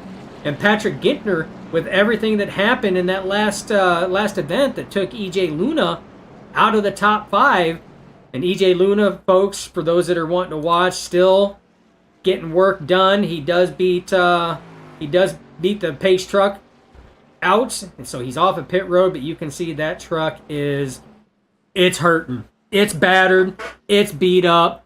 I mean, it looks worse than an MMA fighter after 3 solid rounds with a heavyweight. I mean, it's battered, bruised, bleeding, leaking fluid out of any orifice. But I tell you what, EJ Luna's still trying. He's still trying to make it happen. So, good on him. You got the 25 right now. I know it says 22 on the truck, but trust me, it's the 25. That's Abram Ghostin. He's coming down pit road. Mike Hayes still trying to get stuff fixed. But folks, this is a heartbreaker. This is what hurts right here. You go and take a look. Look at the damage on the one here. Worked so hard to get back up there, and he literally had nowhere to go. This thing is now an open wheel modified. Don't know how well that's going to work draft-wise. Probably not very good. But you know what? he's still in there. He hasn't quit. Brad Miner took some damage getting repaired. The 41. That's Steven Smith getting some repaired as well. So, again, very, very tough for some of these drivers. Not the exact outcome or finish that they were hoping or expecting from the tricky triangle here at Pocono. Or maybe it was. People know this track is very challenging, it's very difficult, and it poses its own set of surprises when it comes to this. And some of them not so good, but pace truck getting ready to pull off. We're getting ready to go back green flag racing from our 7th Boomer Button Box caution. Pace truck off. JJ McCoy leading the way right now. Green flag flies. Excellent restart by all 3 Grim Reaper Motorsports. I'd have to say that there was probably a little bit of a countdown on that one there. That's just going back to my time of team racing. One of the easiest ways to try to get restarts down. And look at that. They jumped out to an excellent lead right now. And Patrick Gittner on the inside of John Howard. Drift up 3 wide. Contact made. That was from Brody Marinko there. 75, 78 goes around. More contact. Drivers trying to... Oh, Clayton White gets a piece of it. Looks like Ron Harrington gets a piece of it. Oh, man. A lot of beat up trucks on this one here, too. This is starting to look like a demo derby at this point in time. EJ Luna gets a piece of it as well. Some of these guys are just trying to make it to the end. They just cannot get away from it at all. We're riding with the 54 of Marinko right now. You see the 75 checked up to stay out of the 78, and the 54 did not see the checkup in time. Contact was made, but even if you would have been able to check up, you see a little bump there from the 12 of Slade as well. So even if you would have checked up more, Slade was right there, and it just propelled it even more. Simultaneous spins by the 78 and 75. Oh, you got a little 50-50 grind by both the 54 and 75. They're thinking this is Tony Hawk Pro Skater 5 trying to go down that backstretch, but they keep it down. But man, the carnage. You see the 78 there gets a piece of it. Ron Harrington gets a piece of it. 26 of De Matteo gets through. Man, that's tough. Looks like the 23 gets a piece of it as well. That's Anthony Emmerich. I don't know if he come to a stop or if he actually had a piece of it or not. I think he actually got a piece of it. I think Danny White got into that. That's the driver of the 64. We're going to ride with Anthony Emmerich here as he sees what's going on. Oh, yeah, he sees what's going on and tries to start checking up, and that thing kicks wicked loose. Oh, heavy impact to the inside wall. Yeah, big time impact there as he was trying to check up with everything, and it just did not work at all. Tough break. Yeah, it looks like Danny White got involved in on that one as well. Actually, it looks like Bobby Mantle got involved on that as well. He hit 14 of Clayton White. Ron Harrington involved. Shane Wilden involved. Lot of damaged trucks on that one there. And that is unfortunate. That's super unfortunate. These trucks are, again, they're just trying to get to the end. Just trying to get to the end. And I can understand that, Donnie. I can. I mean, you know, when you go an entire race, and I mean, you had green flag pit stops, and you know, when you get to the end like this one here, and it's just one right after another. But I mean, if you're a fan of racing and you follow racing and you know the unwritten book of racing, I mean, you know cautions breed cautions. You know, that's why personally I'm not a fan of stage racing. I never have been. I get because, oh yeah, it brings the cars back together and, you know, makes the racing fun for the viewers, and all it does is just increase chances for more wrecks because cautions always breed cautions. Like, you have a high percentage chance that a caution will breed another caution. And, I mean, we're seeing it tonight. You get all these drivers together, you know, varying strategies, varying tires, varying degrees of damage, some faster, some slower than others. And, I mean, it's bound to happen. Right now, the only safe place right now from any of these unknown variables is right where the 22 and McCoy's sitting, and that's leading this race. So, again, we're just going to have to see what's going on. But look at this. With everything going on, Joshua Slade has found himself in the top 5. So he is back in the top 5. Remember, he was part of 2 incidents. One where he got right rear hooked and nosed it into the wall. And then another one that he got a little bit of damage on that was coming out of turn 3 down the front stretch. he now finds himself up here, P4, first driver, first non-Grim Reaper Motorsports driver. Then you got Nick Boyd in the 76. That's Lazy Lizard Racing. So he's up there running P5. And then you got Jason Schilling here. He's been involved in an incident as well. He's up here running 6th. De Matteo, who had that wicked save after contact was made and who's been involved in a couple of them. You see his beat up number 26 Chevy Silverado. He's running P7. Shane Wielden, look at that. Big man has no front bumper. You see roll cage, you see radiator. This thing is essentially an open wheel modified right now with the hood. He's running P8. Danny White, he's been in a couple incidents. He's got some damage. He's P9.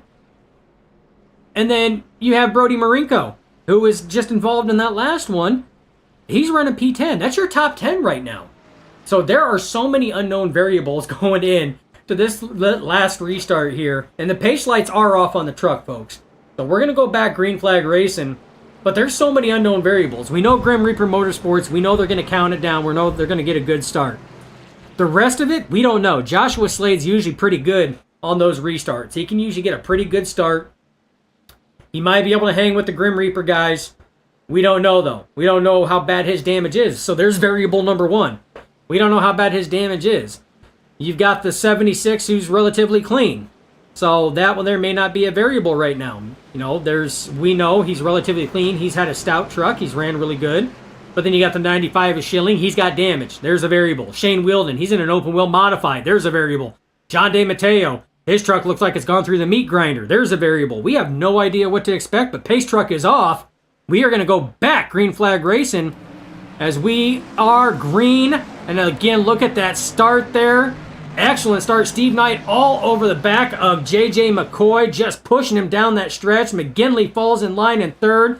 Slade in 4th, and Nick Boyd is in 5th. Look at Slade going to the outside of McGinley right now. I don't know exactly how that truck is handling. Doesn't look like it's handling as well. Looks like the 54 Marinko's going around. Another caution comes out. And we are under our 9th caution presented by Boomer Button Box tonight. That one there, I don't know if he had help or if he just lost it off that corner. It almost looked like he lost it off that corner there as he was going through. Yeah, he's on the inside lane. You see the 95. There's one of the variables I talked about. We didn't know about the damage. That was Jason Schilling. 3 wide race in here coming off the corner. And as he comes up, oh, man. So he comes up, and that position was just occupied by the 77 of Shane Wielden. Wielden had nowhere to go. He had Bobby Mantle to his high side. So he literally had nowhere to go on that one. Marinko just ended up coming up and just very hard door impact, right side door impact into the 77 of Wielden. It almost looked like Wielden was going to try to go high, but Mantle had such a run, he took it straight to the outside and locked the 77 in the center. And yeah, the 54 was coming up there. And again, you just, two objects of matter cannot occupy the same space, and that's heavy contact on the front nose of the 54. That one's going to hurt. But folks, we see a lot of trucks out here with a lot of damage. You know, it's going to be hard to tell. The only bad thing is right now is that involved one truck, but we still have to maintain and wait for these pace laps to go around. So with that said, while we are under caution, we're going to go to another quick picture-in-picture, let these trucks kind of wind down, give my voice a little bit of a break. Jeremy, I blame you. I love you, buddy, though. Family's first and foremost. But we'll be right back after a quick picture-in-picture.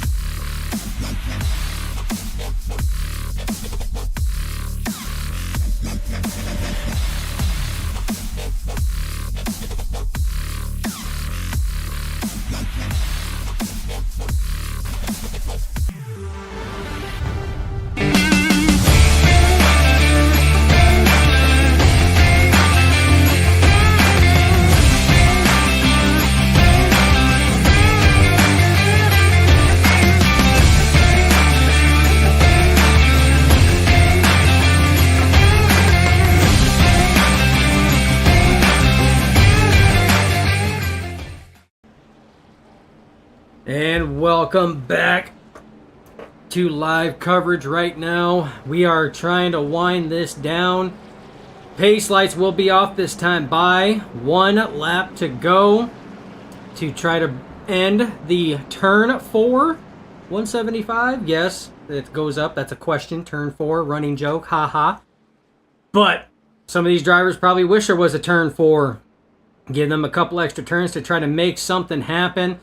JJ McCoy has still been in control of this race for a majority of this race. Some of his toughest competition, Austin McGill, involved in a late race incident, currently out of tonight's competition. Joshua Slade has been a big level of competition for him, currently slotted in P4, but that truck has got damaged from being involved in 2 incidents. Not of his doing on that one there, just wrong place at the wrong time. Slade apparently has got the same level of luck that I do. If it wasn't for bad luck, hell, we wouldn't have any luck at all, folks. But right now, Grim Reaper Motorsports has been controlling these restarts. JJ McCoy going to be restarting P1. Steve Knight to his outside in P2. And Chad McGinley in P3. Now, again, we still have the same level of variables here. We don't know Joshua Slade's level of damage, how that's going to work. Bobby Mantle has got some damage on there. That's the other Grim Reaper Motorsports driver. We don't know his level of damage. We know Shane Wheeldon is out there rocking an open wheel modified, still holding P7. We know Patrick Ginter's got just slight damage on it, but still has a rocket ship. He was involved in an incident, but all he did was send it on a spin cycle. But he kept her going. We know Danny White has got some damage on there. He's been involved. You see it there on the right front. He's been involved in a couple incidents. EJ Luna working his way back up somehow. That truck battered and beat up as well. He's back there in the top 10. So we'll kind of see what's going to happen. Green flag does fly again. And a good restart by McCoy, but it looks like his Grim Reaper Motorsports drivers didn't get the same restart. Joshua Slade all over the rear bumper of Steve Knight there on that top side, as you see McCoy trying to dive it off into turn 1. Slade's going to take it low. They're going to come off right now, and it's going to be Grim Reaper Motorsports 1, 2, 3, and 5. Slade is the only non-Reaper Motorsport driver in the top 5. But right now, Patrick Ginter trying to change that as he goes to the inside of Bobby Mantle as they dive it off into that tunnel turn right now. Through that tunnel turn, Ginter is going to make that pass on Mantle there. He does have him clear. Mark the 75 up into P5. Remember, that's one of those pivotal battle points that we were talking about. That is for 5th place. And they are still duking and battling it out right now as we have a battle for the race lead. McGinley on the outside of his teammate, JJ McCoy, who has led all this. We are going to finish it this time by the Elevated Esports Racing. 1 to go. Side-by-side battle for the lead right now. McCoy on the inside, McGinley on the outside, and then Steve Knight in 3rd right now as they dive it all the way through, coming off of turn 1. You got Joshua Slade right behind him, and Patrick Ginter rounds out your top 5. But right now, McGinley all over the rear bumper of JJ McCoy, going off into that tunnel turn. They go through the tunnel turn, all 3 trucks nose to tail. Nobody making a move. Expect the move to be made in turn 3, the final time for the turn 4 175. They send it in. Right now, 3 variant lines all the way through. Who's going to get it on the way out? JJ McCoy holds on to it and wins the turn 4 175.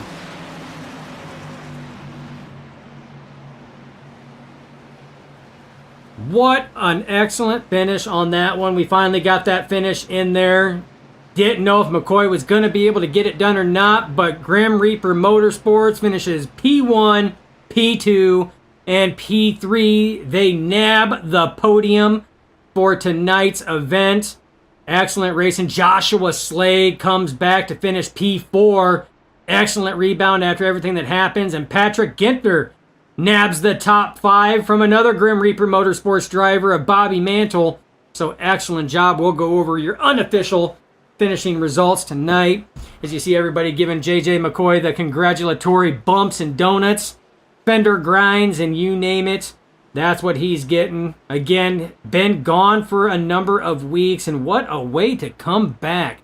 Come back in dominant style and do so by grabbing the dub all the way through. So excellent job, EJ Luna, telling him congratulations. Luna ended up finishing P11, so rebounded back. Not the night he wanted, but definitely not as bad as it could be.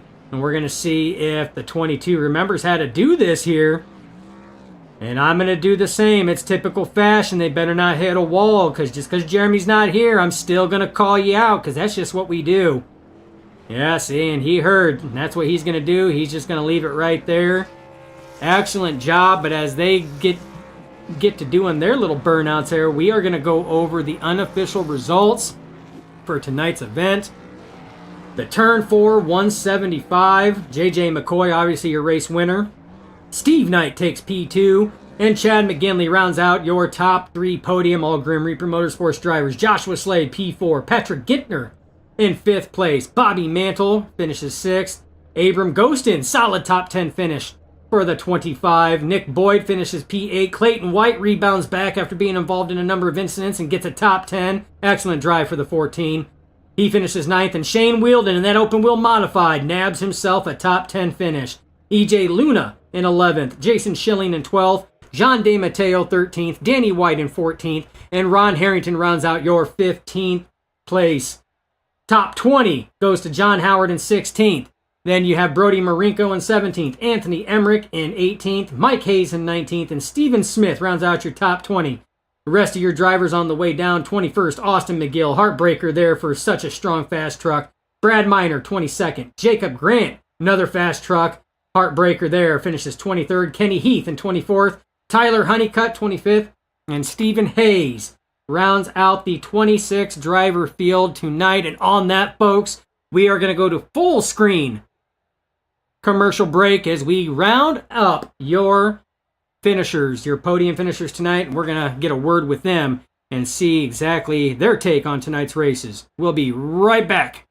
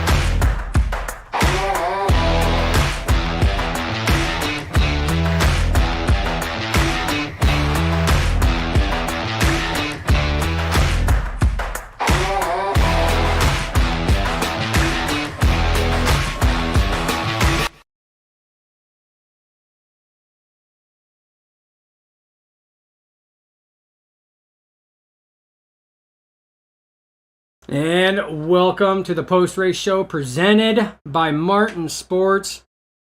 And with that, we're actually going to do something that we have done before. We have an entire team podium sweep. So guess what? We are pulling all the team down here for tonight. And we're going to get started. We're going to do round robin questions here, folks. First of all, what a drive, guys. Excellent job tonight by all of you guys for your team.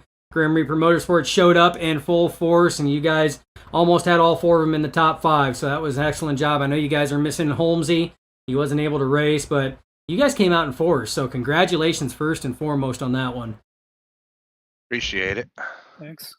Yeah, man, thank you. So I'm going to start with you, Chad. I tell you what, you ran well out there. This is something new. I don't know if it's pitch strategy or what. Maybe you can fill us in on it, but You started up at the front, then you found yourself towards the back, and then you weren't there. You were hovering around the top 10, and then all of a sudden, when the race starts winding down, you find yourself right back up there in the hunt again. Is that by proxy, by plan, or is that just the way that it fell? I think it just more or less, like you said, how it fell. Early on, I got stuck on the bottom and moved up. Everybody was training me on the outside, so ended up just falling in line and just following suit.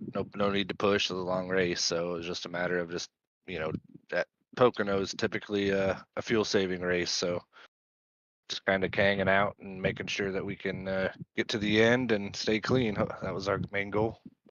Absolutely. Now, when it come down to the end there, you gave a valiant effort to try to get by JJ McCoy, who had a stout truck, and JJ, we'll get to you in a moment. By the way, welcome back. We missed you the last couple weeks. But was there anything else you could have done to try to get by JJ there? And it actually cost you a position because Steve was able to get by you there at the end. Was there any other way you could have approached that to get a different outcome? I think I just pushed it a little too hard on entry and got a little tight, honestly. And then going into turn 3, I was going to just ride the outside and went to turn and it didn't turn. So Steven was there on the inside. There was no need to fight Steven. 1, 2, 3 finish better than a 1, 13, 15. So just a matter of getting him cleared and bringing it home 1, 2, 3 for Grim Reaper. There you go. And that's team racing at its finest. Congratulations on third place, man. That was an excellent job.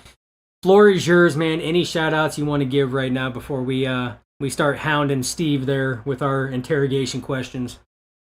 I just want to thank you guys for putting on a good show. Thanks to the Grim Reaper guys for putting on a good show. And Team Conti for supplying the setups and putting out a good show for everybody. Hopefully there's lots of wrecks, but it looked like it was going to be good. But appreciate all the drivers showing up every week. Absolutely, and it was a good race. I mean, cautions breed cautions. We know that. There was a lot of variables out there, a lot of busted up trucks, and didn't know the varying levels of damage and how fast or slow they were going to be. So, but no, I appreciate it. I appreciate the kind words with Nerd TV. I'm up here solo tonight, so you guys make it to the Nerd TV post-race podium interviews next week. You be sure you give Jeremy a hard time because he sucks at scheduling stuff, apparently. Sounds good. All right, Steve, I tell you what, you were very similar there about midway through the race. And I called it out on the broadcast. You guys had your restarts down. I went out there on the limb and said that you guys were counting down and timing your restarts, which is something that I've done with team races as well. There's nothing wrong with it. That's just how it goes. But you guys restarted and nabbed first, second, and third before even hitting turn 1 there. And then you fell back to almost falling outside the top 10. What was going on there about midway through the race when that happened? I was in the lower lane on a restart and I did terrible. I got trained. Trucks just kept getting to my outside. I just tried to give them space and wait for my opportunity to fall in line. I must have went 6 or 7 laps beside someone on that restart. So it was no fun going backwards and seeing my teammates drive away in the front. No. Luckily, we got back. You did, and you got back in excellent style. I mean, you were racing your teammates. It was a clean race. It was a good finish there. Like I said, I mean, you played your cards right. Chad already stated he overdrove it a little bit and went into that last turn, and she just didn't want to turn. That was all she had. She flipped him the bird and said, "Nope, you're just along for the ride at this point." Do you feel that you had anything for JJ on those closing laps? I mean, actual green flag laps, obviously caution laps don't count, but when you guys were racing, do you feel that you had anything to match JJ? No. Only time I felt like I got a little giddy is when he caught the wall there near the end, and he slowed up a little, but I had to lift because I had nowhere to go. But that was about the only opportunity I would have had to get past him. He was just so fast. Yeah, he definitely had an excellent truck tonight. But I tell you what, it was good to see you run well. It was good to see the whole team run well. It really was. It was unfortunate the number of cautions that happened at the later stages of the race, but I mean we're all sim racers here. We know cautions breed cautions, But that whole first half of the race, I mean, it was pretty good, minus the initial start that we didn't even make it to turn 1 on that whole stack up deal. But I mean, it's Pocono racing. I love this track. It's a track that not a lot of people really enjoy. But I love this track. I love racing it. I like watching it. So, I mean, it's good stuff all the way around. You guys put on a hell of a show tonight. So, again, a very well-earned second place finish for you, Steve. And, again, a solid one for the entire team, nabbing the podium there. And really having all 4 cars in the top 6. And Mantle did finish P6, so that was a good job. But floor is yours, my man. Have at it. Any shout-outs you'd like to give tonight? Yeah, sure. Yeah, and I loved Pocono. This is a fun track. Turn 2. I love that tunnel turn. Love Yeah. it. Love it. Doesn't seem like I can do it the same, twice in a row. But man, it's fun. Definitely. Yeah, I want to thank my teammates for sure. They make me better. Chasing these guys around, it's been special, and they help me when they can. So I definitely appreciate these guys. I wish Holmesy would have made it with us tonight. I appreciate the GRL league. All the owners have done such a great job. We've had a little bit of turmoil throughout the season, and they just stepped up, got some new drivers in here, and it's just been a lot of fun. Seems like everybody has a lot of respect out on the racetrack. So I'm really enjoying my time at GRL. Excellent. Yeah, and like I said, I mean, that's one of the toughest things for any league is, the admins having to step up and do things, but every league, it happens in every league. So, I mean, there's no league that does not have little humps and bumps here along the way. So, we've been enjoying broadcasting over here. We enjoy, getting to know you guys and calling the races. So it's been a blast. But again, congratulations on your second place and being a part of that Grim Reaper Motorsports podium sweep. So excellent job tonight. Thanks. Yeah, you guys do a great job. I love the camera. When he does the camera and goes through the cars, it's very cool. Yeah, I actually got that. I actually got that working tonight. The drone cam. That thing has been buggy for like the last 3 weeks, and the one time Jeremy's not here, I actually get the drone cam working. So I'm gonna hear that. I'm gonna hear that from him. He's gonna be like, "Sure, I'm not there, and it works. I'm just not gonna show up ever now." Nice work, sir. Thank you. Again, congratulations, and we're gonna move on to our race winner. That is none other than JJ McCoy. JJ, you've been absent for the last couple weeks. You've had you had work duties call. You know what? That's happens. But man, what a way to come back to racing here with the team and not only nab the victory, but nab a podium sweep for Grim Reaper Motorsports. Tell me what you're feeling right now. Oh man, I'm glad to be back. I'm glad the guys could finish good. It was great. I'm just elated. I like coming here quite a bit. It's a fun place to run. It is. We've stated that already. It's definitely a fun place. It's a driver's track. It definitely is. It's not for the faint of heart. 3 different corners, 3 different length straightaways, but it always poses some good racing. But I tell you what, throughout this entire night, you had a number of drivers that were challenging you, were pressuring you, and you never seemed like that. You faltered. Besides that little wall tap that Steve was talking about, that got him all giddy because he closed in on you but had nowhere to go. But I mean, Chad was a tough driver tonight. Steve was a tough driver tonight. Austin McGill was a tough driver. Joshua Slade was a tough driver. I mean, they all went up there and challenged you a number of times, and I don't think, under green flag conditions, I don't think you fell outside of the top 2. What was part of your reason for success tonight? Well, I got a Conti set up under the truck, so man, these things are handling good. I'm able to just put it where I want to and take care of it, and it gets me where we're going. I knew if I could get in the clean air, I knew I could stay there. So that was kind of my goal. I Bobby told me if I didn't make people remember me, I might have to find a new team. So we had to make sure I earned No my pressure, spot right? there. No pressure. Yeah, no pressure. But, yeah, man, just been working really hard. Been floating right around 5,000 I rating. Trying to grow past that. So I feel like I've really made some big strides this year as far as my skill level goes and my equipment level goes. So just looking forward to keep going with it. Absolutely. Hey, you know what? I catch myself some C opens and everything, and I know when I see Chad's name in there, your name in there, I'm like, yep, well, I'm boned. That's at least if I had my best third place. So you guys definitely got some speed. I wish I had as much skill as you have in just your pinky nail. I wish I had that amount of skill that you guys have in just your pinky nail. I mean, hands down. So, But you guys did an excellent job. I mean, we like to try to do this and bring the whole team in. It's not the first time we've done it, so we're glad to be able to do it again. But I tell you what, man, excellent job. Welcome back again after your little 2-week hiatus or 3-week. I can't remember how many. I know it's at least been a couple weeks. Yes, it had been too long. I know that. Yep. So again, welcome back to racing and fashionable style. So excellent job again. But the floor is yours, my man. Any shout outs, thanks you want to give before we close it out for you?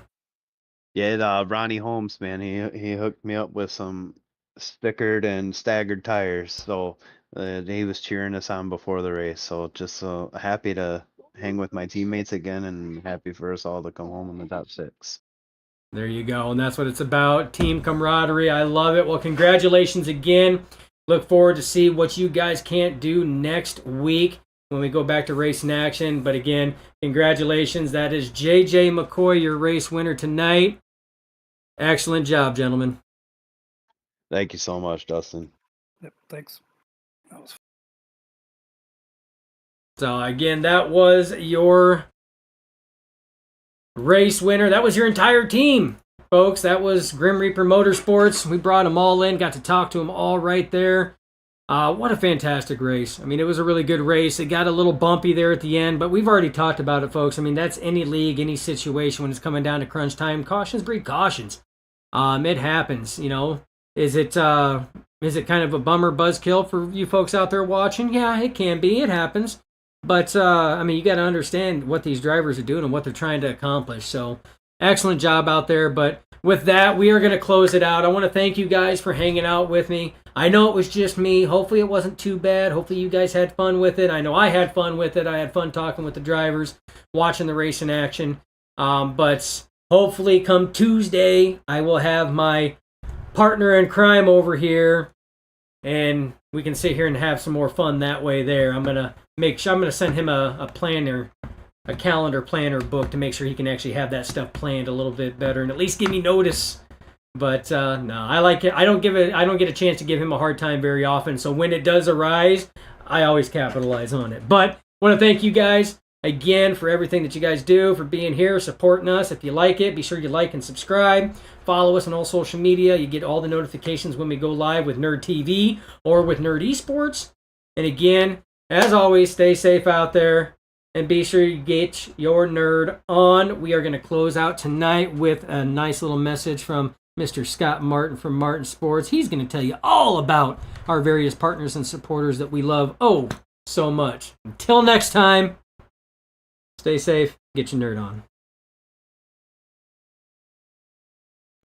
This presentation is brought to you in part by Martin Sports. Get the apparel, look stylish, be badass with apparel from Martin Sports. martinsports.gg. iRacing iFlag. Must-have flag marshaling system for any aspiring sim racer. Get yours today at iracingiflag.com. Boomer button boxes. Total sim control at your fingertips. boomerbuttonboxes.com. If you race hard, then you need to rock hard. And no station gets you harder than iRock935.com. If you're a collector and that's your game, then Dusty Pete's, that's the name. DustyPete's.com.